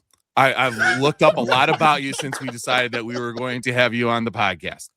I read an old blog today on Medium where you were in the editor's office and Peyton and Eli Manning were going to cover the Bears game. And you're like, wow, I wish I could go, talk to them and interview them. And your editor was like, try it. And you tried it and they gave you an interview and you got to do a cover story on them. Right. And I feel like that's almost like how we run the 108, right? Like in the early years, it was like, well, we want to try this. And I was like, well, I'll just ask them. And they're like, well, they're never going to say no. They're not going to say yes. They're not going to say yes. They're just going to say no. And I kept throwing stuff out there. We got Brooks Boyer, that was our first big interview. And then, coming on later, like Jeff Passan, we just asked him, you want to be on? Los asked him and he comes on, He comes on once a year. He's been on 4 times now. Like he's awesome. It's crazy. Right. So, and actually the last time Jeff was on, he dropped some shit and it became like all over the place. And we actually got quote, they actually said, From the 108 podcast, he was on there and he said this stuff, and he was apologizing for ESPN's treatment of the White Sox World Series. So he did apologize to us via the. Telemundo did the same thing last 2 weeks ago. Really? Unbelievable. It's just crazy. We gotta Now, talk to our also like- primos, Teresa. I know. I liked your Deion Thomas article. I thought that was a bunch of crap. As a guy, I think we're similar age. That ruined my life back then. Yeah, you fit. Okay, so I'm gonna be 49. So we're like in the same bracket there. The Illini fan, but I need to know, and everyone's waiting in the comments for this. You mentioned on the Lore podcast how much you dislike John Chorizy, and we all know that. We've seen it. We saw the 3-page spread of the hot dog, him and Beckham, all this stuff. Why is your dislike of John Chorizy so large? Can you please tell us? Because I don't know why. Well, I've only written about it 5 or 6 times. Last year. I was standing within 5 feet of him today. I don't think he knew it, which was fine. I didn't alert him that you were going to be there, so that was nice on me. It's purely professional. Let's just start. Okay. Because I interviewed him twice before opening day of his first year 3 years ago, and I got all the feel. So I'm gonna learn about White Sox history. I'm gonna do all this work, and I know he put in a lot of effort that first year. And to his credit, he admitted he came in way too hot. But the red flag went up opening day 3 years ago. Javi Baez is at the plate. It's opening day against the Tigers, and the crowd boos him vociferously. And he turns to Steve Stone on live television and says, "Okay, I'm the new guy. What's that all about?" And I went, "Oh no, here we go. One, we know you're the new guy. Don't remind us. We'll get over it. But two, you don't know what the deal is there with Javi Baez? Like, where do we begin? He played for the Cubs. He was a Sox killer with the Tigers. He's a showman. They booed him for years. And that wasn't prepared. Like, he wasn't prepared for that. Yeah. And that was the first red flag. The red flag before that was, and this isn't entirely his fault. It's more on the White Sox. This is his first job. This is his first job as a regular team broadcaster. He had never done it before anywhere else. So he jumped the line. The Sox allowed him to jump the line, but he was learning things in the third largest market in the country that he should have been learning in Syracuse, where Jason Benetti learned his, in Iowa, in Des Moines, Iowa, where Alex Cohen learned his. He's learning in front of us. Had he had that experience, he never would have said, I don't think, for all the haters. Like, that was his second strike in my mind. Like, haters, who are you? You're new here. What bandwagon are you leading? So that led to the first column that I wrote about him. And then just the mistakes. Like, he's not the analyst. He interjects his own analysis. I know he was a pitcher at Dartmouth. He got an injury and it didn't work out for him, and that's unfortunate. But he says too much on that broadcast. Steve Stone should be giving the analysis. Like, even Boog doesn't get into pitch grip and location like John Triffin does. He lets JD do that. Boog will get into analytics and stuff like that and then allow JD to give his thoughts. But John is in over his skis when it gets to analysis, because it's evident he doesn't know baseball like Len Casper does, or even or Jambi. And in the voluminous amount of words that he says during a game, you're not getting much out of it. He's not telling you anything that's interesting. He's not really adding to the broadcast. He's telling you what the manager said, which I understand is important, but there was a game against the Marlins this year, a blowout. I think it was the third game of that sweep. 6, 7, 8, 9th inning. He had nothing to say because he wasn't prepared, and he didn't have any material to fall back on because all he's got is that game in front of him. He can't tell you about White Sox history because he hasn't read anything about it, because we would have heard about it by now. And he doesn't have the knowledge of having broadcast baseball for 5, 10, 15, 20 years. He's coming into it. Baseball started for him. I know he was a backup broadcaster. So he's done baseball before. But for 160 games a year, baseball began for him 3 years ago. He doesn't have that volume of knowledge that Len does on the radio or Boog Shambi does with the Cubs. And that comes through in the broadcast. We're not hearing everything that we need or want to hear. And there's mistakes here and there. It was a 3-run homer, but he said it was a 2-run homer a couple of days ago. We're all human. Mistakes happen. Yeah. But they tend to happen more for him. I think I don't disagree. Okay. I'm not going to disagree with what you said.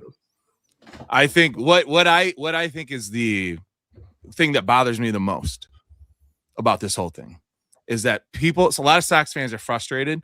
They're upset with ownership. Yeah. And John has drawn a lot of irk from these people and focused on him because of the former, the previous play-by-play guy, leaving. And so now he's getting the short end of the stick, comes into a team that has lost, loses more games than any MLB team in history is your first year. You start off. He has the whole thing go down with the media, a lot of back and forth. Yeah. And the score was Speaks, jumping all over him for the Vec thing was like, okay, I get it. And I understand where you're coming from. You don't know the history. You don't know this history.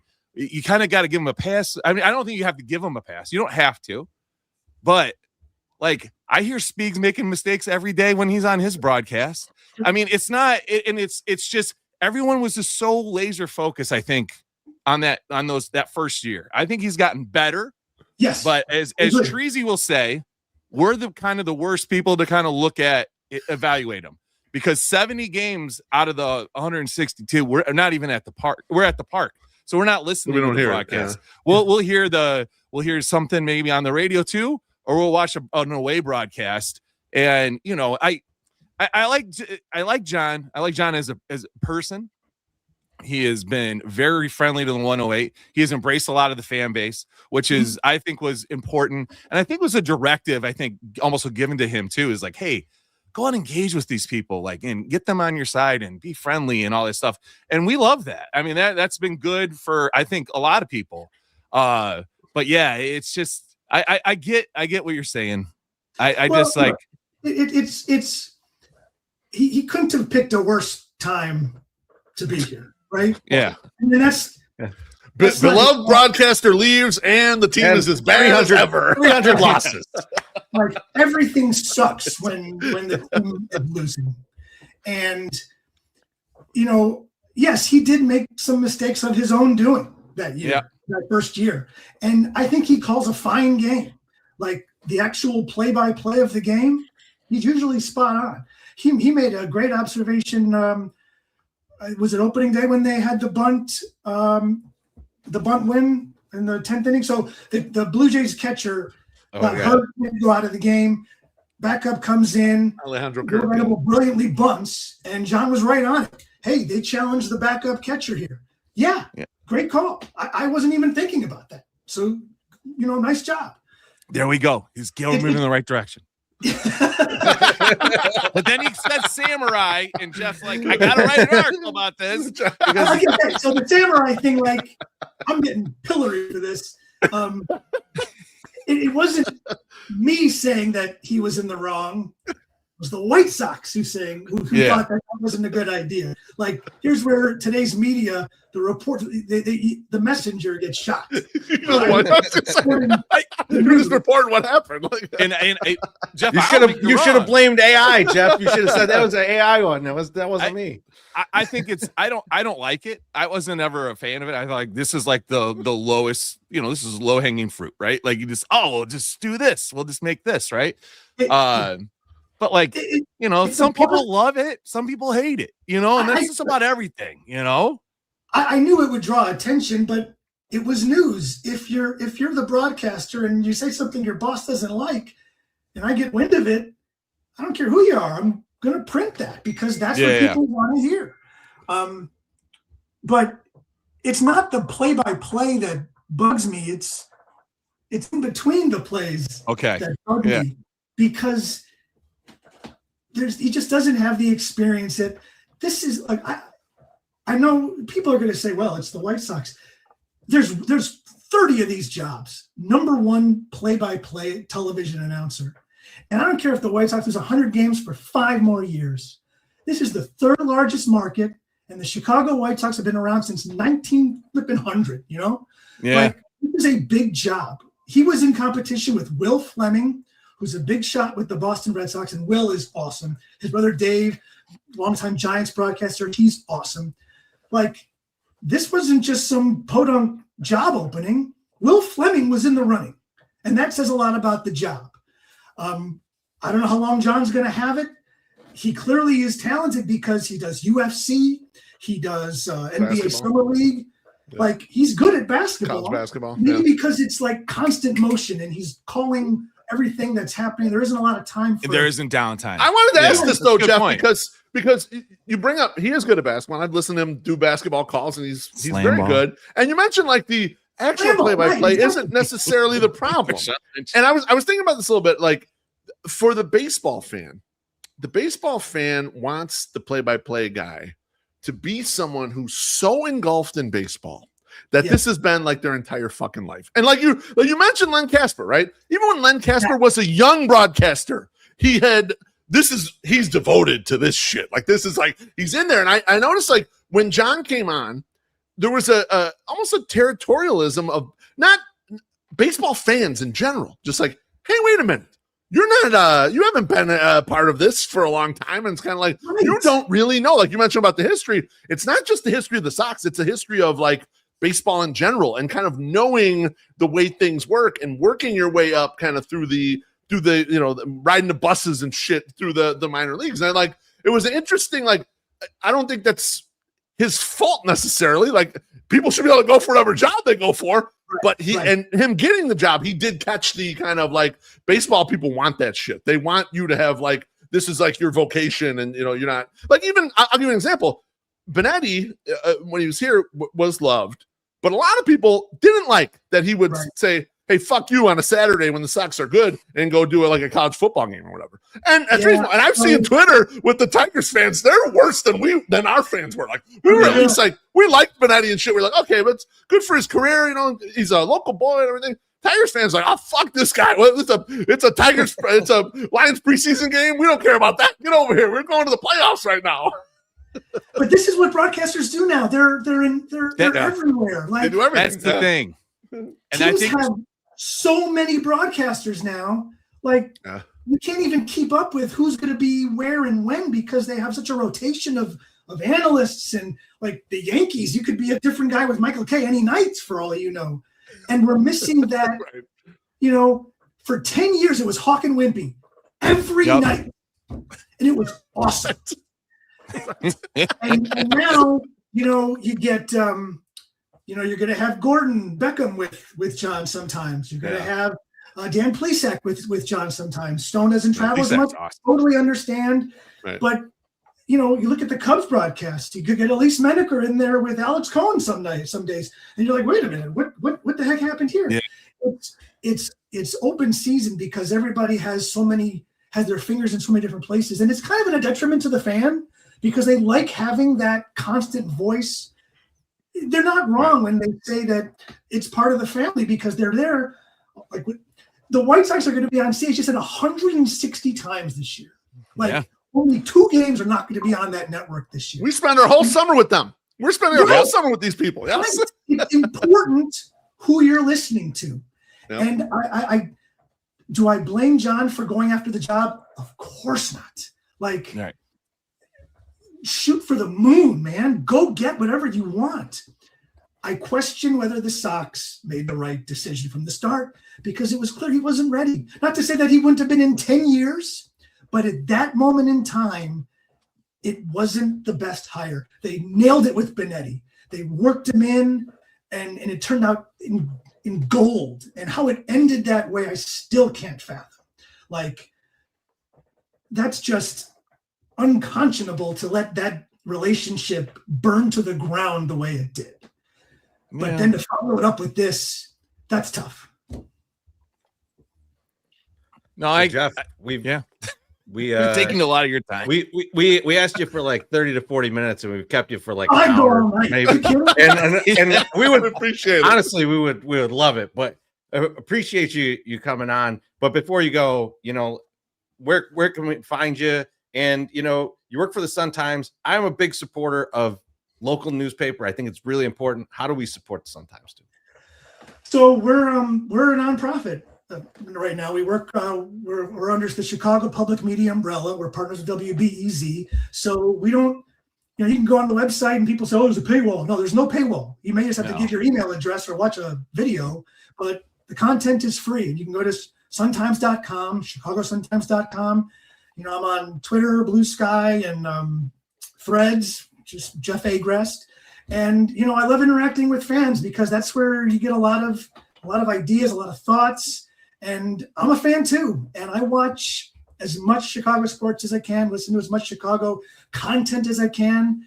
And it's just an awesome sports place. Like it always has been. It always will be. And you know what? What's so cool is now a platform like you guys, like when I see your stuff online and you're at the games, that could never have happened 20, 30 years ago. Right. Like the empowerment of the fan to have these outlets to do what you've done and have a self-created, self-sustaining outlet like this for fans. It's awesome. It beats letters to the editor.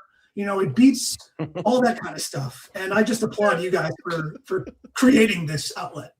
Thanks, Jeff. I don't want to rub it in, but the White Sox made a bobblehead of us last year too. So they embraced I got it right here. It's just there it is. Yeah. I mean, I look much fatter in person than I do in the bottle. There it is.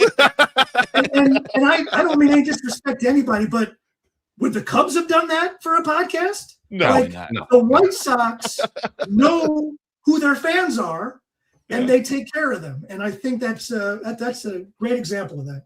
Yeah. Well, thank you for coming on. So much, I really Jeff. do appreciate it. And I knew I was going to end up respecting you. And even though I wanted to hate your guts because of your thoughts on John Triffin, but I know I'm going to like him because he's an Illini guy. We're the same age, and he's going to win me over with his charm. And you did, Jeff. So thanks for coming on, man. I appreciate it. Thank you, guys. I really appreciate the time. We'll bring you back. Anytime you want to stop by Section 108 at the park, you're more than welcome. Yep. Many beers on us. Thanks, guys. Jeff. Thank you. Thank you, Jeff. That was awesome.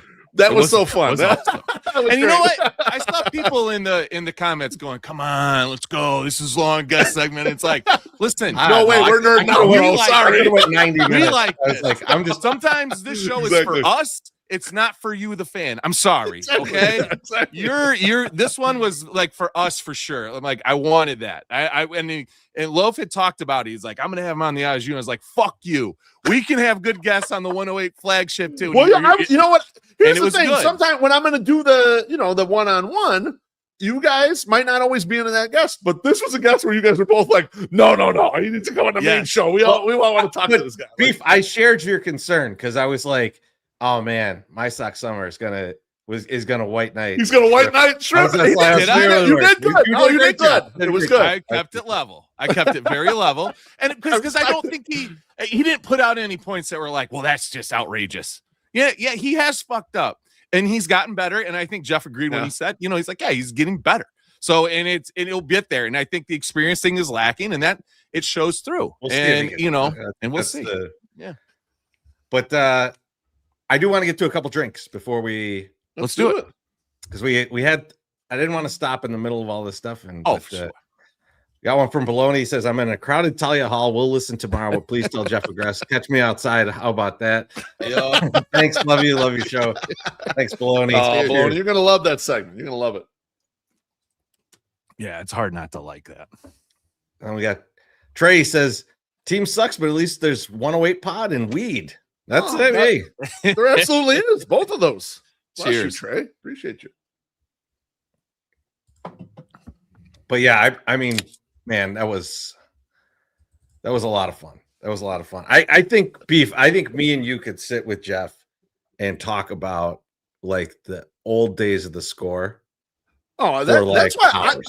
I like Chorizo, hours. I would love for him to come on a quiet Wednesday night at the park when there's 600 people there. Come sit with us for the whole game and we'll just chop it up about all this stuff. There's questions we didn't ask that, some stuff is sensitive. You don't want to put it out there in the podcast that I would love to just ask him about some of this shit because it's very interesting. And the fact that he interned for Bob Collins, that's crazy. WGN radio was on the radio in our house growing up from the time my dad woke up and my mom woke up until we went to bed.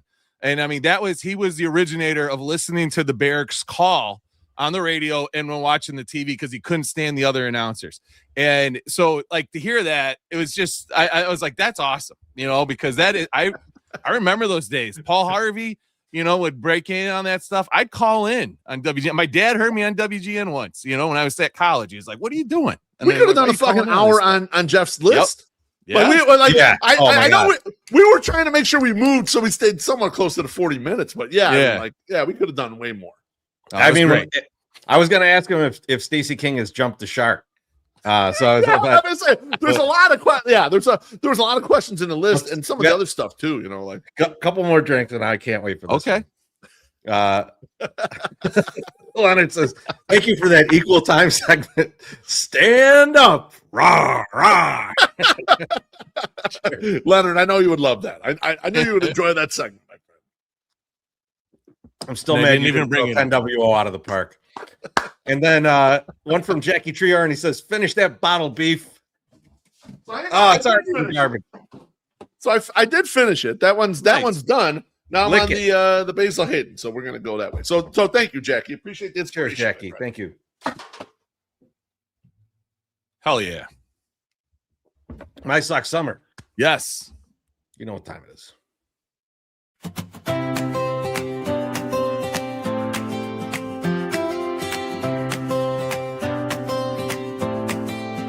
Morning rolls in and the world feels new. Windows down, let the fresh air through.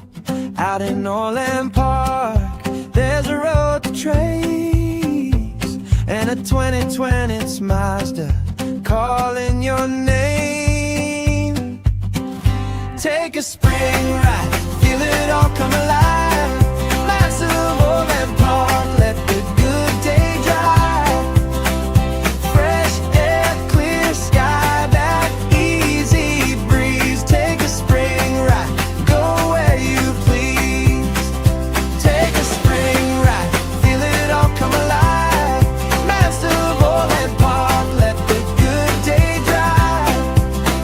Swing by today, take the wheel and smile. One quick test drive turns into a wild Mazda of Orland Park. So I can tell. So It's our wife's bag in the song. Like something I know. I love that everyone loves that song. MySoxSummer did not listen to last week's podcast. He did not listen. I heard it. Because we I were did. so disappointed in that ad that there's no way I you heard every listened single and one. then No. See, nothing to remedy it. I disagree. You don't Fuck that. understand how my MSS works. If he has something that everyone booed, he's definitely running that fucker I back. wrote it back. There's no way he's not running it back. He's like Norm Macdonald. He just stares He at the is. screen. Oh yeah, no. The fucking Oh, worst you don't thing like I this? could Here's do, a bunch more of it. The worst thing I could do is go, "Oh, you didn't like that, so I'm going to change my opinion." No, fuck you. I'm going to I'd rather That's have right. somebody say they hate it or they I'm love with it. you. That's I'll all tell right. you what, There's MSS. no in First off, between. it was horrible the It's first your time. opinion. It's growing on me now. No, I might become a fan by the fourth listen. All right. That was you phoning it in. Don't act like that was some piece of art, you motherfucker. Hey, listen, I hadn't used an AI generated song in a long time. So I was like, I need to try something. And they're like, that one, while a little long, I like how they say Mazda Park in it, like in the refrain. So I was like, I'm keeping it. So that's okay. That's Do all not right. speak this I into did watch existence, the Mrs. podcast. Beef. How He says dare Mazda you? just Yeah, canceled take this it podcast. easy, No way. okay? All right. Eric loves us.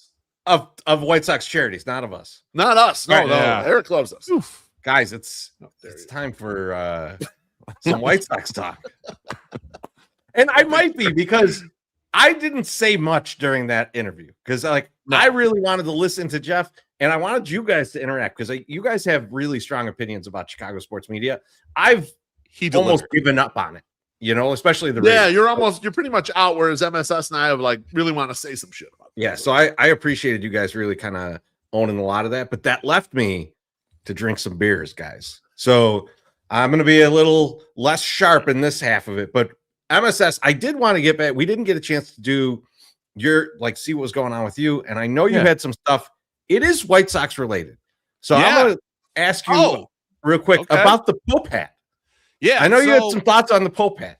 So last night we're sitting in the game and I got a text message from Mike Downey and he sent me a SeatGeek article about the Pope hat. And everyone knows what just happened. They announced the Pope hat, I think the 10th of April.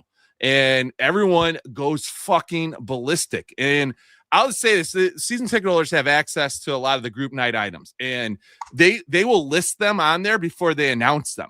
So that's how we got I got a bunch of WBC vobbles, a lot of different things, BWC. Right? So, yep, BBC, yeah, exactly. So I went through all this, was looking through there, and I saw Pope hat, but there was no picture of it.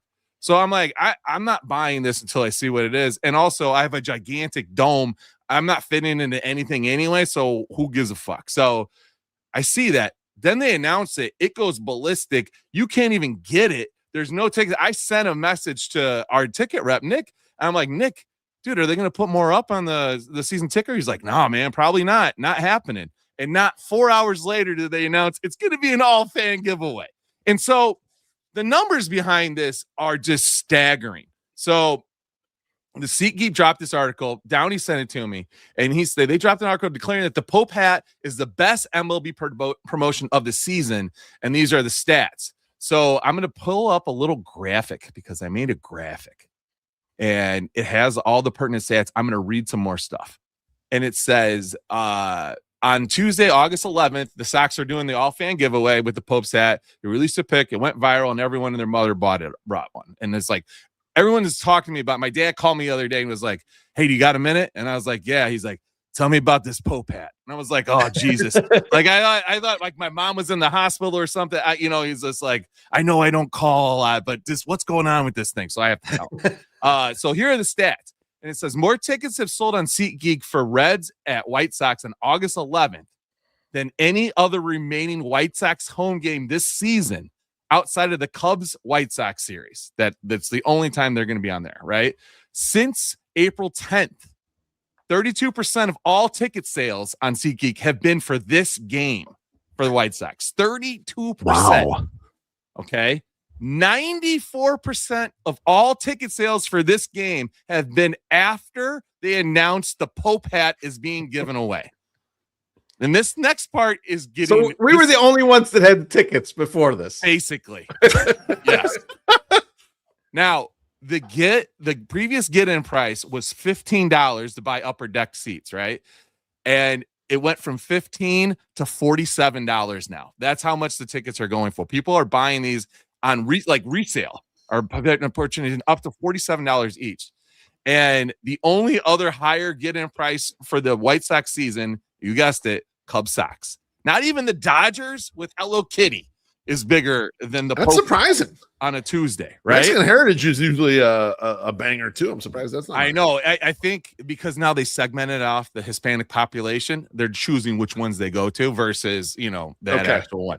Now, here's what I'll say about this Pope hat thing too, and I didn't put this in the notes. I didn't put it on this thing. Do you know what the number one selling Tuesday night giveaway ever was? The 108 bobblehead. The second one. Now we're number two. First, we were number one. Now we're number two. So we were number one. Number two behind the Pope. But now we're number two. It's like if you 108 Pope matchup next year will be the biggest ever. All right, let's do it that way. I'm bringing the pentagram shirt for that.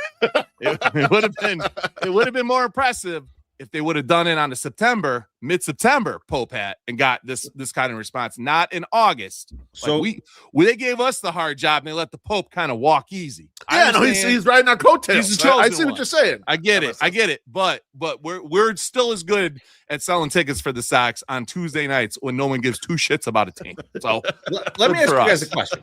What's up? Because I saw the hubbubaloo around this. Hello. And I was like, I'm looking at it. And I'm thinking, where the fuck is anyone going to wear that to? Nowhere. No, you put that up on the wall, Chorizo. No one's wearing that. On the wall? Hang on, they could wear How is it that a wall decoration for either? Halloween. Bro, Mary's sitting there on the wall. She's right next to the window. That's where the Pope hat's going to go too. I love it. I love it. Are you kidding me? How dare you? The candle with Obi-Wan Kenobi that they think is Jesus. That one. Yeah, exactly. Chorizo, I think the best giveaways are ones that serve no purpose whatsoever. Like you like, sorry, you know, like why do I need wear it to church? That'd be awesome. He's correct. That's right. That's the proper place to wear it. I don't, like I said, I don't know if I'll ever wear it, right? But it's just fun, and it's fun. You'll wear it because you got to wear that in the tub. That is hot tub. There's no question. That is a hot tub hat if I've ever seen it. Listen, if the asking price is pretty good, I might have to be selling it, because I'll get one later. But we'll see. On a hot day, him in the back of the tub, it's obviously too small for his giant head. Yeah, so it's gonna sit on top. It's not going to be good. But I also like this because this is a rare, like big W for the marketing team, right? Like they nailed this like so good, and like everyone wanted a bobblehead. No one was saying, hey, get me a Pope hat. And then they were like, hey, here's a Pope hat. And everyone's like, goes fucking nuts. So, a lot of people, they get questioned a lot. And they're like, the Sox marketing sucks. They're not good. They're this and that. Dude, they nailed this one. They nailed this big time. And they are the reason that people have been going to games for this many people have gone to games. There's going to be a segment that goes for bad baseball. We're part of that. But like they bring a lot of people in with these giveaways when there is nothing going on, and this one was just amazing. Big win for Mike Downey over there, who hates my guts now because of one tweet. You were talking shit. Yeah, he should hate your guts. I mean, I like you guys having a rivalry. Bring them on here, and we'll hash it out. I love it. That's good. Fuck him. Fuck the Chiefs, man. What do you think about that? Well, that second part, I'm with you. There we go. But leave my girl Brittany Mahomes alone. All right, just you keep proud of that. You separate that. Leave Brittany alone. Free Brittany. Free Brittany. Oh, wrong one. God damn. All right. Well, let's talk a little more. Let's go into the Sox talk. So obviously Tuesday, guys, we were all in the park. Yeah. Noah Schultz debut. 2 questions here. Let's just talk a little bit about what did you think of the debut, but also is Future Sox back being the Scoops guys now? I'm going to say the answer is yes. The answer is yes, that Future Sox is back to being Scoops. And I noticed James Fox put a couple little scoops out there. He didn't scoop this one particularly. But my guy, Elijah Evans, the young gun. Nailed it. The young talent. He nailed this one. He was the first one out there. Saturday night, we're at a party, Chorizo. We see that fucking retweets are flowing. Everyone's excited at the party. There's a lot of Sox fans, thrilled that Noah Schultz is going. I have no interest. We've never had any interest in being in the scoops business. No, but I like when the indies are in the scoops business because it's fun. And it's not only fun when they nail a good one like they did right here, but when they make mistakes too, the internet gets upset and there's fighting back and forth. And since we're not really involved, I enjoy that shit too. But good on Elijah for getting this, being the first one to get this fucking thing and thrown out there. And let me tell you something, like the excitement of Noah Schultz, it is weird because he is a top end fucking prospect. He's a local kid. His dad, I saw the interviews with his dad. His dad's a fucking sweetheart. I would love to hang with his dad.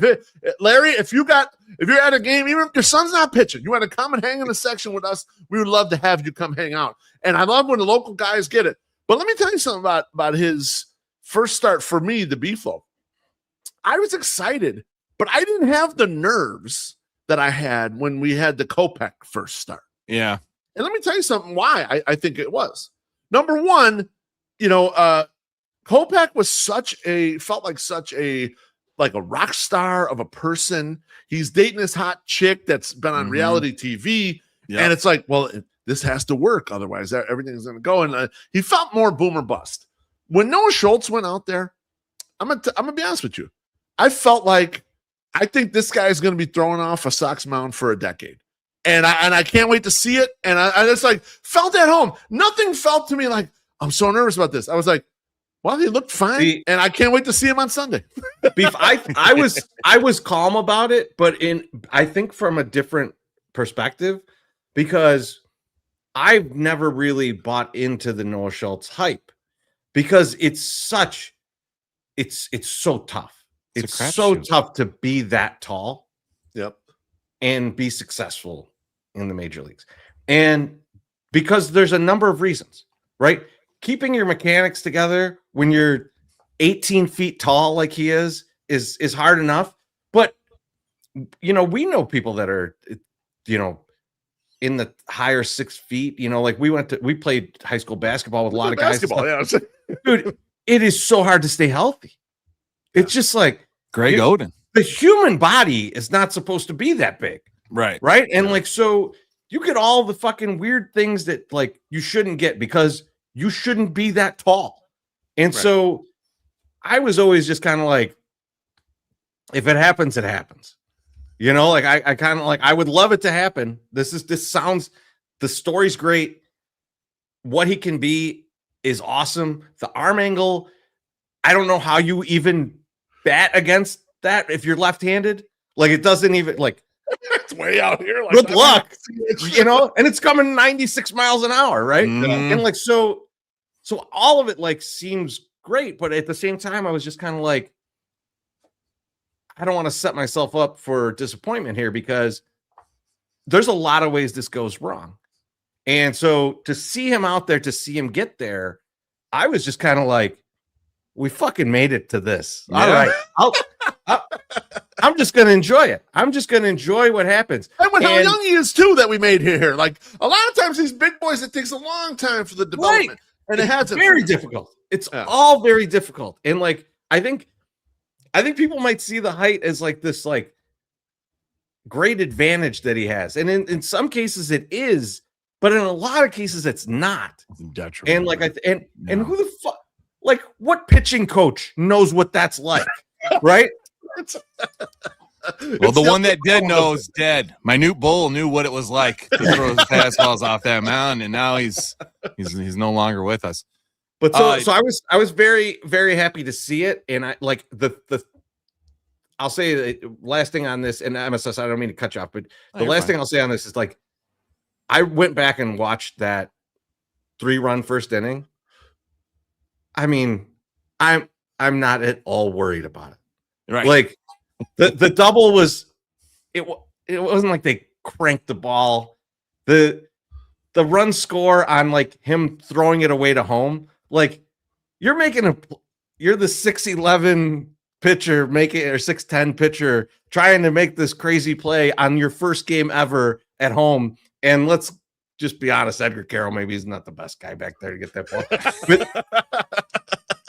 But not saying just it wasn't a great throw. I'm not putting it on Carroll. It's just there's a lot going on there. I'm not really worried about that first inning. After that, it looked good. It looked good, and I enjoyed it. He had nerves. He was just missing his spots. He wasn't getting beat up. He was just missing spots. He walked too many people, obviously, right? It wasn't so much that part of it was worrisome to me because we've watched the debuts of Carson Fulmer, horrible. Dylan Cease, oh my God. Dylan Cease that whole first year, you're like, where's this ball ending up? And you're just I'm just really, really, really hoping they're not pushing this guy up. And I don't think they did because and it didn't come in the first inning. It came in the second, third, and then in the beginning of the fourth. Him getting in there and settling down and keeping a count and giving them they could have won that game. and I incorrectly said that they lost by 1. They lost by 3. Thank you, Sammy Davis Jr. 5,000. Comments hammered you, by the way, on that one. I was high as fuck at that game, but what I'm referring that was the point to, of defense. I think I was thinking of is that there was a chance that could they have tied it? Wasn't there people on base when Kara was up? Like there was I don't remember. There was something going on. Wasn't my point. I have no idea. But anyway, I know I fucked up. Okay, I fucked up. Sorry. But anyway, still don't think that Mooney was panning his stats. But I like that he came out of that and he seemed okay. And then I saw his interview today. Brooke Fletcher was there, and the boys were whipping things at his face while he's trying to have an interview, and he was just taking all of it in stride. He seems very easygoing. Adam Panayotovich is doing some stuff here, and he said that he had talked to him when he was a kid, and he's like he's just a go easy kind of guy. Like he's a very just fun, easy dude.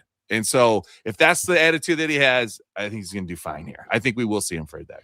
Chorizo, I think one of the things fans might misconstrue about Schultz is you've heard the like Randy Johnson comps, but I don't see Schultz, at least right now in his current inclination, like the young version of him, as a guy who's gonna like have 12 strikeouts in a game. No, he's more of a guy who's gonna like command the zone. He's going to throw a real heavy ball that they cannot hit out of the ballpark. It's going to be ground balls and some weak contact and kind of like, yeah, he'll get some strikeouts. He won't be like totally without strikeouts, but I don't think it's going to be like, you're not going to see like Chris Sale style performances, at least in the early years here. I think he's still developing from that standpoint. It's a lot of guys not being able to barrel the ball. Like and the angles that he's coming from are weird to guys, and they're going to hit ground balls or just like soft contact like that. And you know what? I like that because that's fine. I don't need a young guy throwing 90 pitches to get through 3 innings, right. Like, so right. I'm fine with that. The problem is when I look out in that field, Beef, I'm not confident in our fielding. It's improving little by little. I think I'm confident at second and short generally with the guys who play there every day. I'm gaining more confidence by the day with the guy at third base, who I like in general, but I haven't bought in on the defense yet. And Murakami's improving at first too. So I think the infield is improving. The pair at third base, actually, because I'm going to say that I have enjoyed watching Tanner Murray play third base. Yeah, he's fine. I think Tanner Murray's going to be here and he's going to be moving around a little bit. I may talk about him a little bit later on. Yeah. Good. We'll talk about his David Spade. We'll get him. We'll switch. I'll stick him in there. But I do want to touch on the scoops thing for a second, Beef. Sure. Because I'm here too. One thing I think about that is that Beef went deep on the scoops of the future Sox being back. I don't know why they want to be back. I feel like the scoops business is a terrible business to be in, because you could get 20 scoops, like especially these small scoops. Yeah. Right. Like there's minor leaguers coming up, or this guy's doing this. David Sandlin's back, these types of things. No one remembers that you did that. But as soon as you fuck one up, everyone remembers it forever. Yep. And they bring it up. And so it just seems like a business I would never want to be in. And so I think all those guys at Future Sox are very smart guys. And I like all those guys. And I want to ask them, why do you want to be in this business? That's a terrible business to be in. I get it from the standpoint of, like, we've talked about this before. It can inform your analysis. And that's a good way to use it, right? Instead of like always kind of trying to put stuff out there and be first out there, take the information you get and utilize it to like make better analysis. But you know what? There is a cachet to it. And at some levels, it can break you. It can like bust you out and get you a lot more attention. So I agree with you, Tracy. There's downside. There ain't no free lunch. Ain't no fucking free lunch. But I like that they're in it because I miss the days when someone broke some shit before the team is just putting out a tweet of the whole thing. And that was the point I was a little bit trying to get at with Jeff Agrest about the beat reporters. He took in a little different direction with regards to like, fans wanting more of like fan-centric analysis.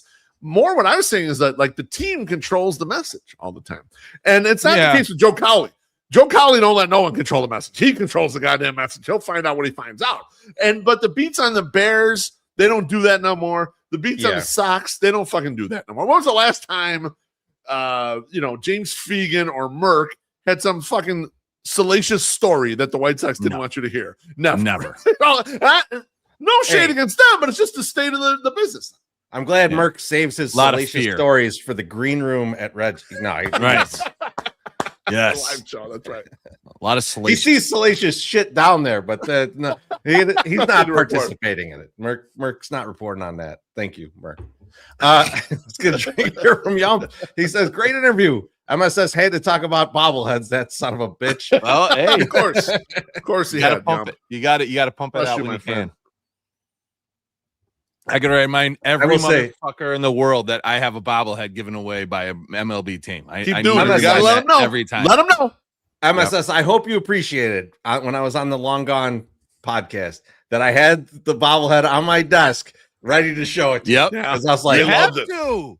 I was like, I'm getting ready for it and stuff, and I'm grabbing my microphone, and like my microphone's right next to the bobblehead in my office, and I was like, I should pick this up because if I fail to show this, MySoxSummer will be disappointed. Pissed. And I cannot have pissed. I cannot have it.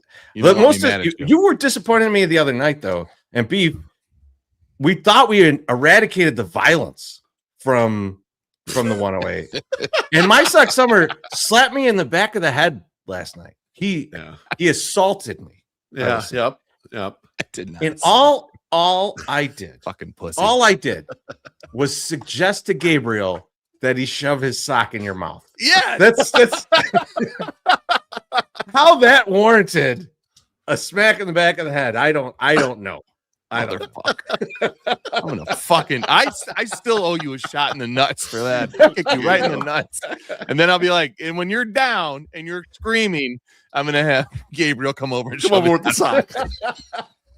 I already talked to Gabriel. No more sock. We're not doing the sock no more. We discussed it. It's all good. He said, "I'm Beef. I'm good." I got a little upset. He claimed he was out of line. He apologized. He's fine. He's all good. He's don't worry. If he brings a pack of tube socks that are brand new and then he tries to do that, I'm okay with that. You can touch me with that. You can't touch me with one on his fucking foot. That's fucking gross. I'm still not okay with it because I know that the hand that's in there was just covered in ketchup, just absolutely doused in ketchup. MSS confirmed, not a feed guy. I wouldn't confirm that yet. I'm not fully confirmed.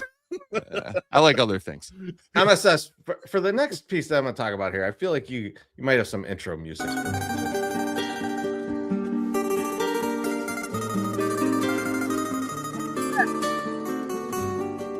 Mamma mia!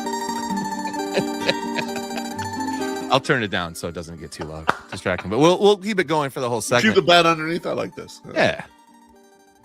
Scoop or not, good scoop or bad scoop, Sam Antonacci is here. And you're there for the debut. Yep. MySoxSummer, what are your expectations for Sam Antonacci? My expectations for Sam Antonacci, he's going to be a good infield relief guy at this point, right? Like he's going to be a guy that can play second, can play third or play shortstop, and just be there, right? And maybe third, right? Do you think he's going to play third? Yeah, he's played some third, so he can and then in there. I'm worried about like putting him out in the outfield unless he comes to our area and I think he'll have a really good time. But like, I mean, I think he'll be a good infield relief guy. I don't think it's gonna be anything crazy. I think he's gonna be a contributor. I think his debut, he was a contributor. Then today, didn't do jack shit. And that's just the way it is, right? And I think that's kind of where he's at right now. But if he provides a little bit of a spark, right? And I know we disagree on this, but I think he had some good moments. There could have been 2 or 3 good moments for him in the World Baseball Classic. And I think that those are things that like are important for team chemistry. And I also like to see my paisan out there playing some fucking ball because we don't have Kyle Teal out there. I wish you felt that way about Andrew Benintendi sometimes. Well, I do feel that way when he knocks in, he's got 22 home runs, but when he ain't hitting home runs, I don't need him. Like, you don't need to be around no more. Beef, what are your expectations on this? And let's be honest, Benny's been hitting the ball hard. All right, let's he has. Yeah, no, he hit a triple the other night too. No, before I get to my expectations, I got to say something though about the Antonacci thing, because the Antonacci thing was so built up on Twitter, and all these fucking Antonacci super fans. Oh, I love Antonacci. All this shit. I love Antonacci. And then Sam Antonacci debuts last night, and the only real paisan in the section is MySoxSummer. So I'm going to tell all of you out there who claim you're Antonacci fans, you're not the number one Antonacci fan. MySoxSummer is now the current number one in the clubhouse Antonacci fan. You can all fuck off, and I will come at you if you try to claim Antonacci, because you weren't there in the debut. You think you're the number one Antonacci fan? No, Schultz line, 25,000 people there. Sam Antonacci night, 68 people there. But MySoxSummer, the only true Italian, was in the stands. So the rest of you, kiss my ass, and I will come at you as this goes on. Now, go ahead, MSS. Sorry. Well, I was just going to, my one caveat, and we talked about this before the game. I know my guy Sal, and I like you, but still go fuck yourself, Sal. He said, anti-Italian discrimination because there wasn't that many people in the class pick as were there for the Tuesday night Noah debut. And while I agree to a certain extent, I think the biggest thing at play there is $5 Tuesday. And if anything that Sox fans like more, $5 Wednesdays, goddamn, exactly. If they would have said, "Hey, you can get $2 cannolis and some Italian ice for $3," there would have been people fucking lining up for forever. And they were like, they were gonna have a little monkey and a grinder box and everything, and it comes up, it's gonna be great. There would have been more people there, but because it was full price Wednesday, nobody's paying except for the real G's like me. So you imagine our section on $2 cannoli night. Disaster. The meter go everywhere. Let me get to this comment. K-Dog says Bergoya is still hitting 457, by the way, even after the hit job the Italians put on. Yeah, I have people looking into this. I believe Little Costa Nostra is involved. But here's my thoughts on Antonacci. His defense, I think, is probably going to be fine in a lot of positions. He made a real nice play at second on his debut. When they brought the infield in, which Will Venable usually fucks up, brings that infield in, and every team shoots the ball through the goddamn infield. He made a real nice play in the hole and got that out. And so, that was a real nice win there. I think he's an athlete, and so, they put him in left field, and I was watching him today. I was like, he looks as good as any of the other left fielders look. And he's played it for 2 weeks. So I think with regards to the guys you bring up to raise the floor of the team, just solid baseball player who can do a bunch of stuff, he's definitely going to do that. That was what Rob Hart was talking about to me on the Anjou the other day. Is the White Sox are starting to build up a lot of those guys where they're kind of competent at a bunch of things. They can do stuff.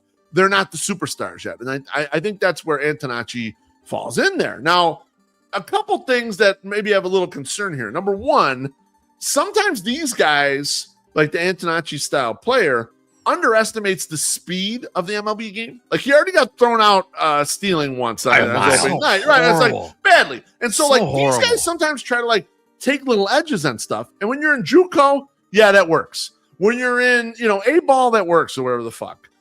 But when you get to the major leagues, you underestimate how good everyone is out there, and they don't fall for a little bullshit. And you can make some gains on hustle, but not the same way. We saw a lot of this with Nick Madrigal. Remember, Madrigal tried to do a bunch of shit and was like, bro, you are just too goddamn slow to accomplish this. So I hope Antonacci, his high baseball IQ makes him adjust to the fact that, okay, I couldn't get away with that. I'm not going to do that again, and won't run into outs and stuff. And we'll figure out an angle for himself, even if the speed doesn't really apply there. The second thing I'm a little worried about is he's been a high on-base percentage, batting average guy all the way through college, all the way through the minors. When you get to the pros, the defense is so much better. The pitching, so much better. And the pitchers, if you can't take them yard, they'll knock that fucking bat out of your hands. And they're not going to let you take a bunch of walks. And so what I want to see is, if Antonacci, after he has his first slump, let's say he goes 1 for 20 or something like that, if he's okay mentally to rebound from that and just realize, look, I hit some balls hard, they were right at people, the game is tougher up here, and to just kind of keep going, just kind of keep working with it, because I think These are the kind of guys you need on the roster, even if they're not stars. You want to have like the extra guys, you want them to be these guys, whether they're bench players or kind of like the end of your starting group. This is a good guy to have up here. I just hope that it doesn't crumble kind of in stylistically the way he plays. And so I'm going to be watching him closely throughout this.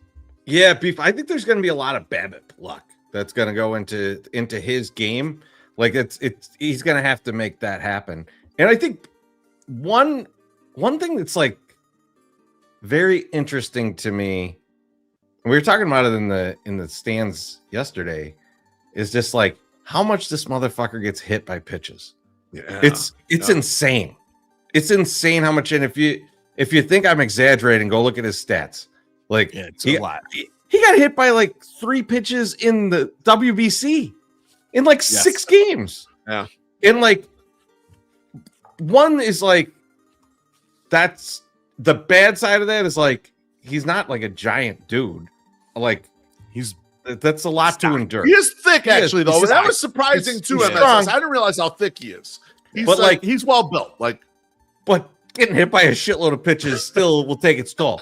But what could be interesting, though, to your point, though, Beef, though, when pitchers are trying to take advantage of putting him in a position where he can't get good wood on it, he might just take those fucking pitches in his shoulder, and so it is a different profile than we've seen from most of the guys that are like, oh, it's not a power guy.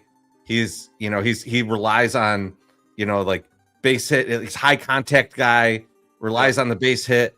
Like the fact that he's willing to say like, well, if it's coming to a place that I don't really like inside, it's hitting me and I'm getting on base. That's a different, like Nick Madrigal was not getting in front of the ball. No.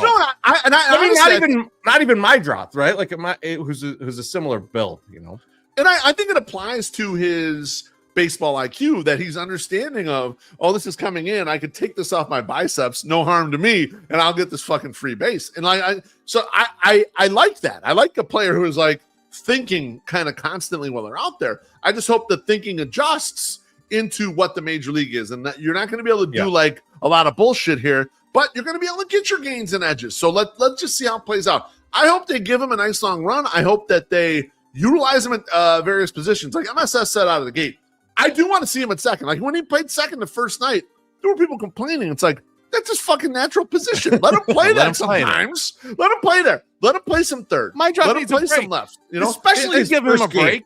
Absolutely. His first game, let him play his actual position. I think the Sox did two good things this week with their new guys.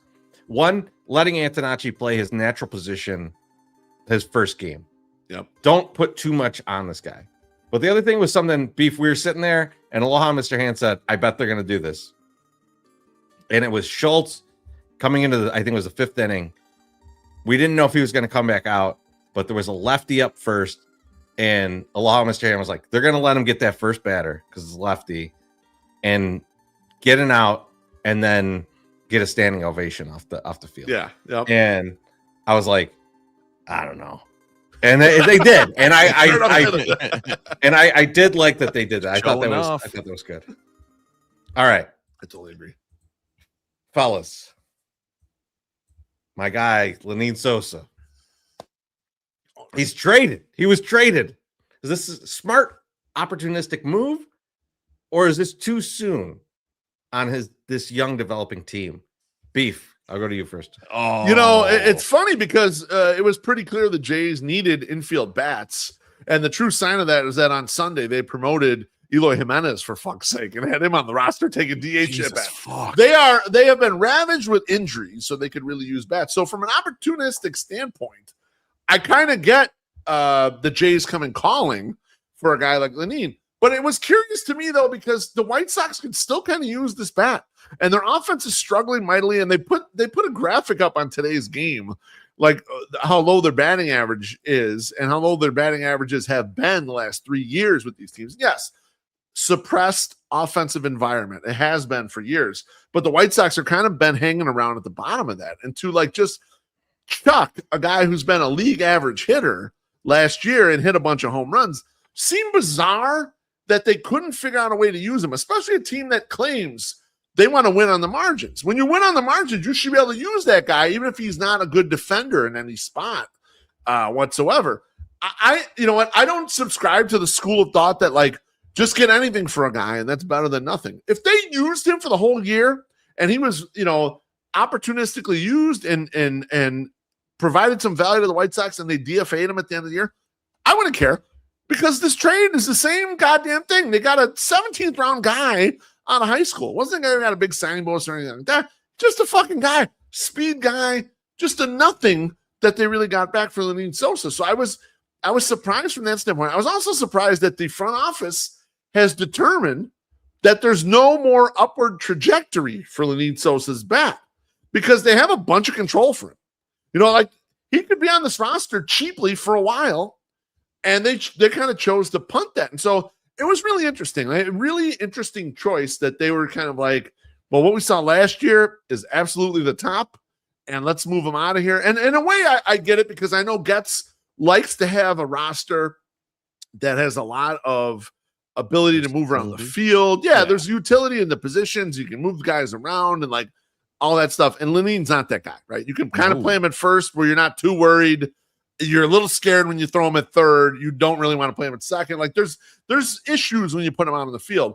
It was just weird for a team so star for power to just say, here, we'll take anything. Goodbye.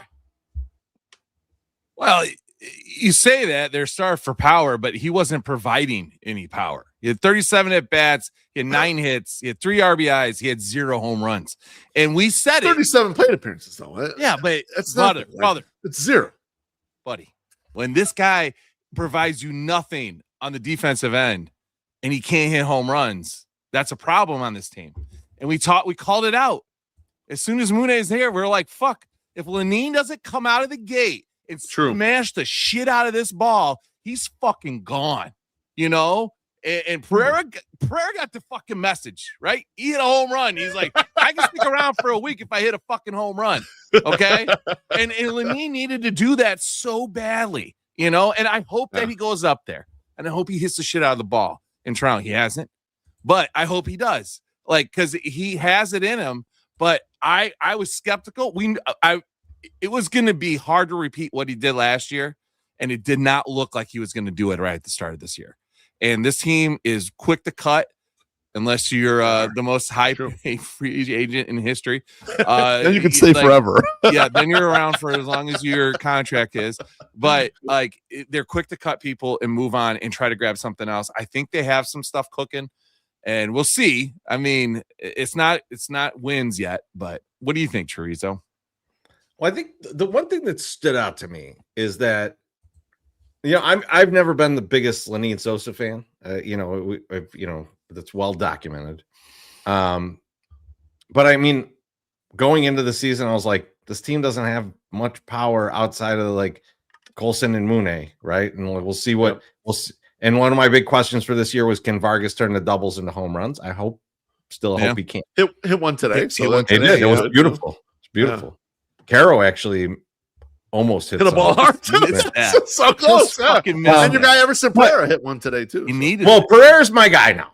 Pereira, I'm deep because I'm gonna ride the snake this year with Pereira because I know it's gonna get bad too. There's gonna be disgusting strikeouts from that guy in important spots, but we're gonna ride the snake. But with Sosa, ride the snake. What stands out to me in this is what in the return. Because looking at the return, you realize that he was going to be DFA'd. They had to be that close to DFAing him to even consider a trade like this. Yep. And Beef, I thought the same thing. It's like they saw Eloy come up and they said, get those motherfuckers on the phone right now. That's what it looked like, right? And so I was like, as much as like I've been kind of out on Lenyn, and I didn't think that last year was, I kind of thought last year was maybe a little bit of a fluke. Yeah. I also thought like that guy put together a lot of really good at bats last year. And like, I don't know if you guys noticed, Sox can't hit. So to be that close on that, they must have really thought low of him. They must have really thought like year was like they thought last year was more bullshit than I thought last year was bullshit. Which is surprising. So yeah, that was the shocking part to me, that they must have been so close to going like this, get this guy out of here for nothing, that getting something was so appealing. And it happened so quick. It is something for us to watch, though, boys. Like you know how we were always watching, did anyone want to poach any of the Rick Hahn front office? And then it was like, oh shit, people want to get Josh Barfield. That's a really good sign for Getz. Conversely, with letting someone like Lenyn Sosa go so easily, that's something we should watch. Are they not focused on these types of players? Like, he's not a guy who controls the strike zone well. And they were kind of accumulating all the guys that control the strike zone well. Now, a lot of those guys, they're up there, they're playing their bat, they're controlling the strike zone well. The White Sox walk over 10%. They can't score any fucking runs, but they walk over 10%. So what I wonder is, like, for the free swinging guys, it's okay to have some of them guys on your roster.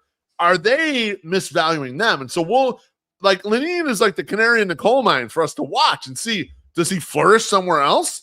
Are these guys kind of fucking this up? Like, we should keep an eye on them. So Beef, that's a good point, because it's weird to me that on the pitching side, Brian Bannister could go, I want this weird freak that doesn't seem to fit anywhere. And then the guy that's like, he swings at anything, but somehow he makes contact all the time. Like, no, fuck that guy. Like, that's ridiculous. Who would think that? And it's like, but Bannister could be like, I know this guy who throws from a weird arm angle and throws 82 miles per hour. We kind of need that. And they're like, yes, get that in here. So like, I don't understand the disparity between the, like, this guy gets to take whatever fucked up weird guy he wants, and on the hitting side, you better be swinging 100 miles per hour. Everett's got 3 home runs, man. Like, I'll take that over Sosa. Like, and like, he can play. I don't think it's a binary choice between him and Pereira. Agreed. No, they can use them all, in my opinion. Think about how many spots in a lineup MSS that are completely dead, or like late in the game when you see like a Tristan Peters come up, like, you'd want to put Lenyn in that spot, right? And then you just put Derek Hill or whoever the fucking outfield. Like, I thought he had utility on the roster. I'm not saying he's a starter every day necessarily. Yeah. But like, no, I know. You're really just gonna chuck a guy who like is a reasonable bat? It was a weird try. And I'm not saying like we should be crying about it. There should be no crying about it. Yeah. They made a decision. He's kind of a low end guy, but like when you look at it from a roster construction standpoint, it's like we need more guys that put the fucking ball in play and hit the ball hard. We do. That's what we need more of, you know. Yeah. Like, I know, I agree. I wasn't shocked by any of this. You know, I don't think anybody. That's fair. I'm with you. Shocked. I'm with you. I wasn't shocked. I was though a little bit surprised of like how out the door he already was. Yeah. I think that's that was the part that was. It wasn't shocking, but it was like, oh, I did not realize that. I blame Future Sox for not giving me the scoop on that. God damn you guys. Wow. Guys, there we go. All right. So, you know, we talk about the meeting we have in the off season, and we kind of come up with some different content and stuff. And so I threw something at the boys this year, and they said, you know what? We'll do that. Let's do that.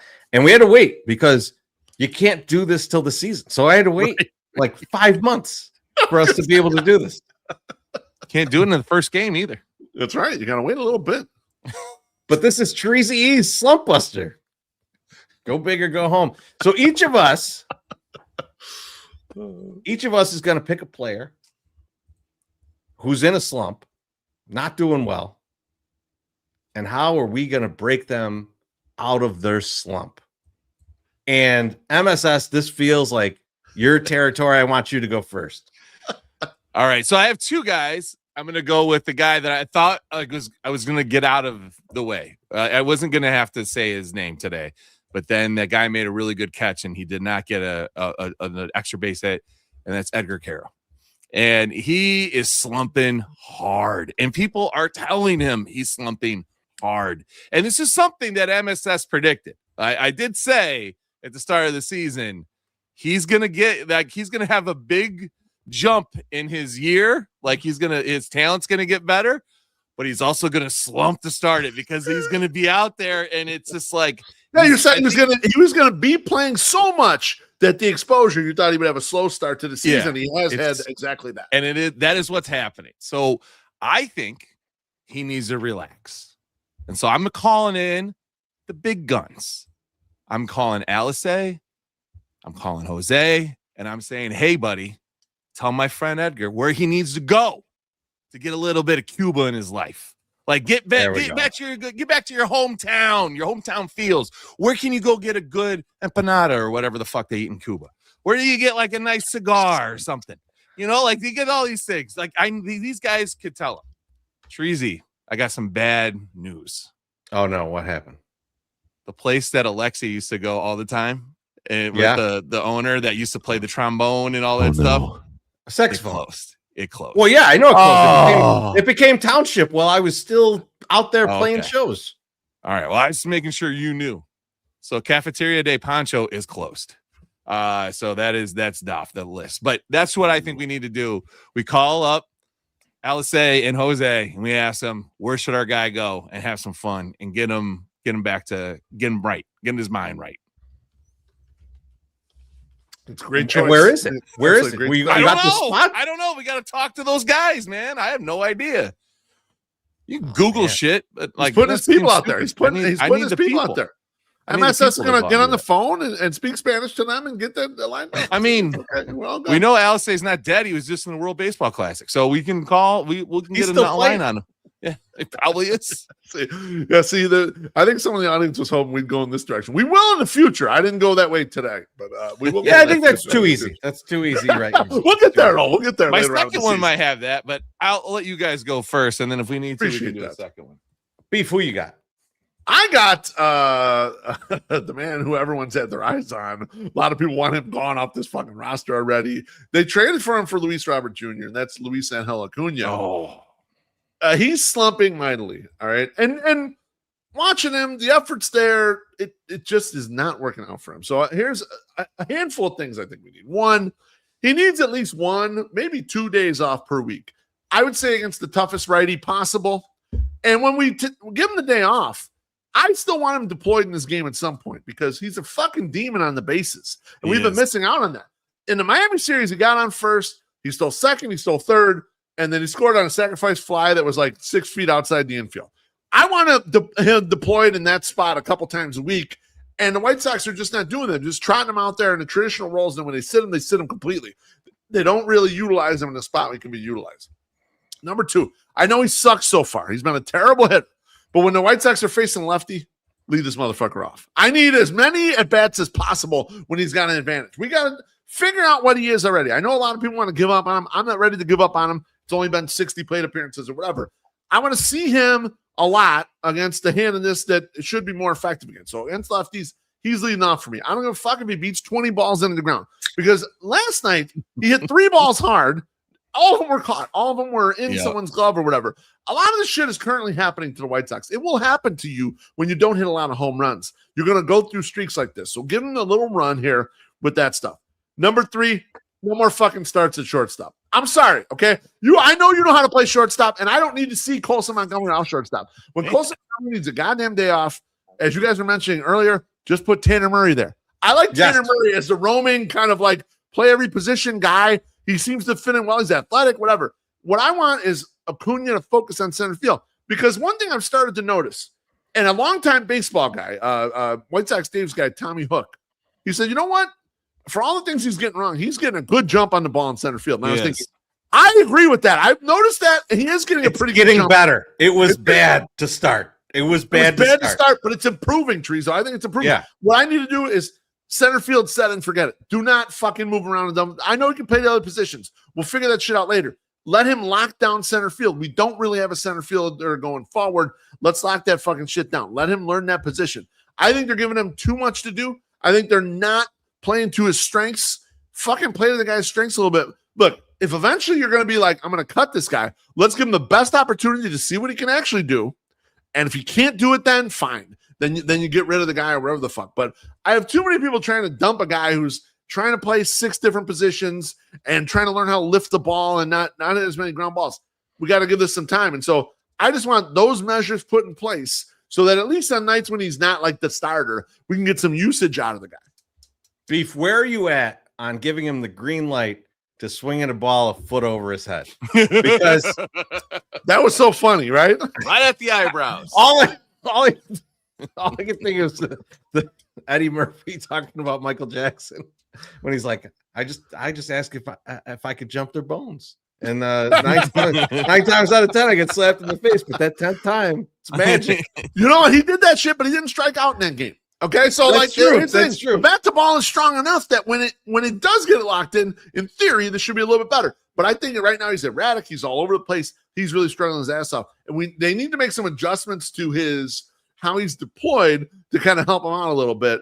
Look, I've said it since the beginning. It's a developmental year. All the people that were like, this is like the 2019 White Sox. Well, fuck yourself. I told you immediately. We're trying to develop some talent here. Take it easy. Relax. We're going to get swept at home sometimes like this. We're going to look like shit and not hit a little bit. Yeah. Let's develop these dudes we got, see who ain't shit, Yep. and figure out who we can move on from.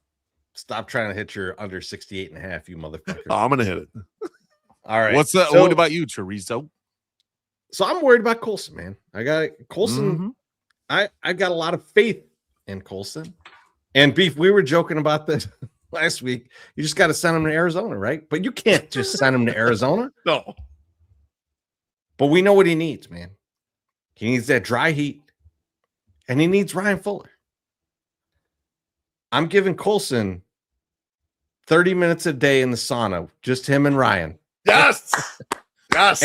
And I ain't talking big gym sauna. There's a tiny sauna. They're in there tight. They're sweating it out together. Knee to knee? Attaboy. Need a knee. Well, hope just need a knee. No docking. Make sure docking. Get the towel, get the coverage going there. No docking. Let's be careful, Get them in there. 30 minutes. He gets 30 minutes of Fuller time.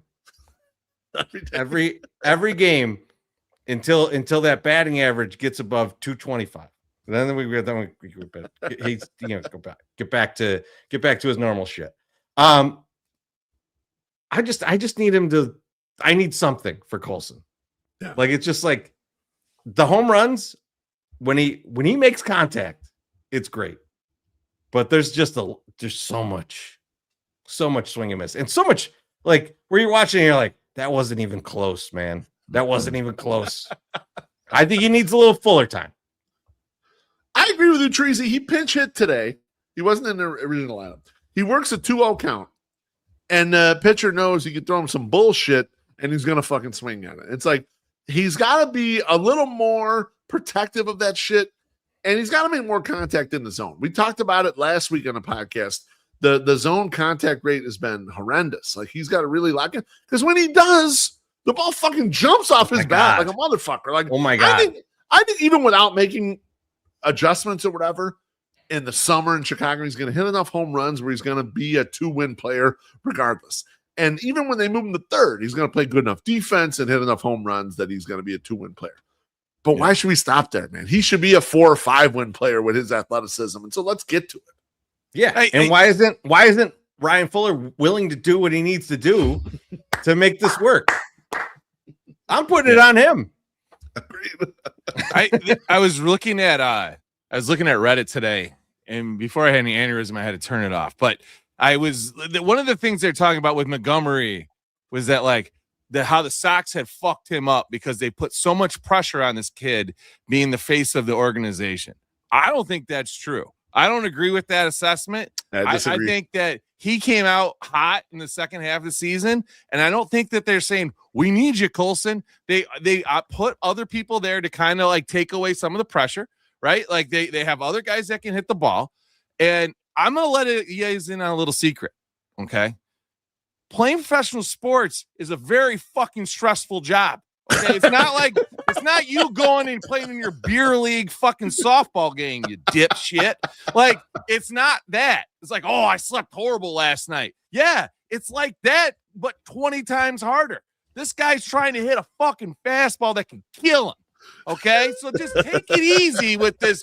Ooh, they put too much pressure on. He's gonna have pressure regardless of whether he's at, and he has weathered a storm. He weathered a storm in the minors. Everyone had named him to be the next guy up, and didn't happen. Then it finally happened. He's fucking killing it. I think he's gonna be fine. I said that this is probably gonna happen too. That Colson's gonna come out and be cold as fuck because they figured him out. But he's going to adjust, and that's where the adjustment comes. Chorizo, I think it's great. Saunas are great, but the guy is from Indiana. He's from Northwest Indiana. He needs to go on a fucking goddamn bender in Northwest Indiana. Attaboy. Connect with the fans. Don't hang out with Yoel Moncada. Stay away from Yoel Moncada. No Hooters. Don't no Hooters. No Hooters. Jokes, you motherfuckers. I said, do not go to the Maryville Hooters because that makes you worse. Do not go there. We know that already. We figured this out. So that's what you got to do. I find it funny that people are out there going like they're forcing him to be the face of the franchise, blah, blah, blah. It's like, motherfucker, every day on Twitter, I see people talking about a guy that has not even been drafted by the White Sox yet, displacing Colson Montgomery. So I don't think the fans are necessarily going, this is the face of the franchise, because they're going, this guy in college who doesn't play for the Sox yet. That's our shortstop. Yeah.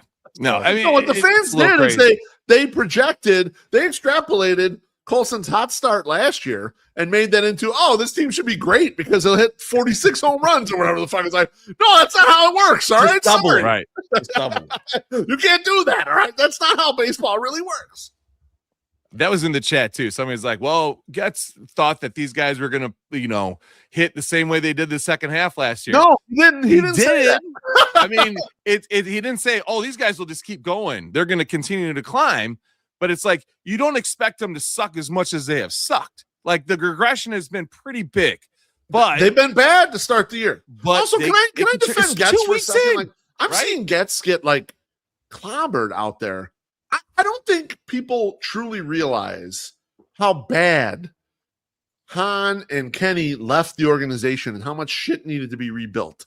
Like, you don't have a real good Let's watch and see what happens with Colorado, because Colorado, I think, is in a similar spot to this. So if they somehow start winning like 85 games next year, then okay, fuck me. But I think like this was in such a bad spot where you have to like give it a little bit of time. And like, everyone was jumping the gun on like how quick it could be. It's like, slow the fuck down, man. They ain't got one superstar on this roster yet. All right, take it easy. I saw a tweet defending Han the other day. It was like, hey, we got to give Han a little bit credit for these guys. And it listed off like 6 guys. And I was like, only 2 of these guys are in the major leagues. Yeah. I'll give them credit when they're good major leaguers, maybe. But like right now, I'm not. Let's chill. I'm not giving you shit.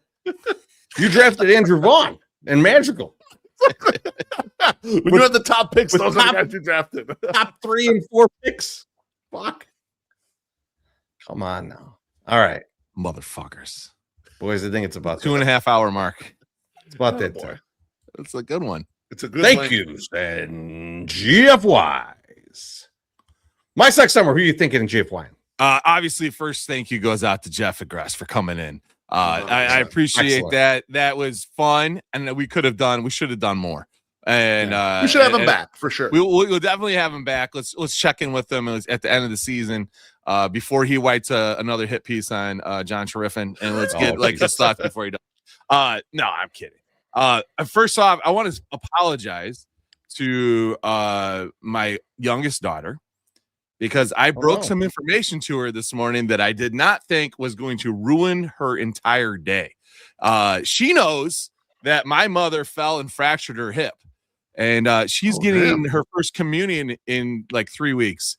And my mom and father are not coming in for the first communion. And I told her that. And she's like, oh, yeah. And so she's like, I feel like this. And then while we're walking outside, she's on the deck and she looks back at me and she's just got tears streaming down her face. And I was like, what's the matter? She's like, my auntie's not going to see me get my first communion. And I was like, yeah, that's right. Yeah. Sorry. Yep. And I'm like, really sorry. The tears did not stop.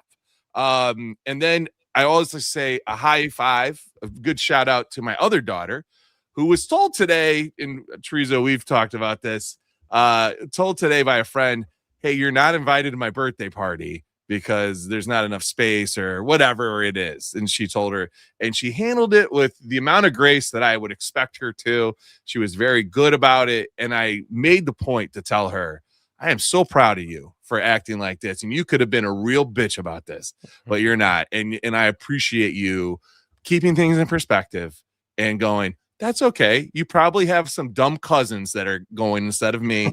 I understand why I can't go to the trampoline park. So she just bought her ass a day at a trampoline park. Good for her. From me. So we got that going. Last one is a big go fuck yourself to everyone on Twitter, Reddit that keeps telling us to stop spending fucking money on the White Sox. Yes. Eat my asshole. Okay. I enjoy going to a White Sox game. I enjoy being outside. I enjoy being high as fucking not knowing the score to a game that I then will bring up on the podcast 2 days later. Don't tell me what to do with my money. Don't tell me that my $3,000 is fucking making this team continue to be shitty. It's not my fault. Okay. So let me do what I want and shut the fuck up. Okay, I don't need to be an advocate. You go find somebody else. Go pick it on the street. You can fucking boycott this team and not tell me one fucking word about it. I don't care. I don't want to hear it again. Shut up. I'm done. Peace. Beef, who you thinking of GFY? I'm going to go ahead and thank my guy Rob Hart for coming on the Au Jus this week, having a very fun conversation about the Ishbia Stadium hunt and the delayed gratification of the current White Sox. Like, as far as like regular guests, Rob Hart's right up there in my top 5 of people that I really enjoy having on the show. And just like, there's always fun stuff to talk about. And he's a wealth of knowledge about Chicago in general. So if you want to go in a direction and talk about White Sox history and kind of the business of the White Sox, very knowledgeable guy. So check that out if you haven't checked that out yet. Very fun conversation. It's very good. Chorizo, how about you? I'm thinking our friend Jean Marie. She had us over for her birthday and let me roast her too. And which is great. And maybe it was just me venting about it being BYOB. I don't know, but it was still fun. Hello, still fun. We had a great time. But Beef, we stayed out way too late. Oh my God, yes, we should not be out that late. We're not like 3 a.m. bros anymore. Especially 3 a.m. It was that late, MSS. Especially when we got to do Easter at our parents' house the next day. What? MSS, it was hot in the condo. So like there's probably like 35, 40 people there. Yeah. Almost everyone migrated out to the back deck. We're looking around like, is this back deck enough to hold all of us out here? Like we're just like chilling. Probably not, but we survived. It was okay. We lived. Times though. Like a lot of White Sox Twitter luminaries were there. It was fun conversations with everybody. I mean, good night. I felt bad that I wasn't there. The wife was out of town, so I was recovering from 3 days alone with my children's. But also, I had an insane headache that day. Like we had it the next day. Yeah, I was actually pretty good, which worried me. I was fine. I was just tired. Just a little tired. Yeah. Oh, that's brutal. Tired's the most brutal thing. There's no. We need sleep. We're old as fuck now. So, well, of course, thanks to Jeff Agrest for joining us tonight. That was a lot of fun. Had a great time, awesome. And thank you to all of you for tuning in and enjoying the show with us. And we will see you either at the park or next week on Thursday.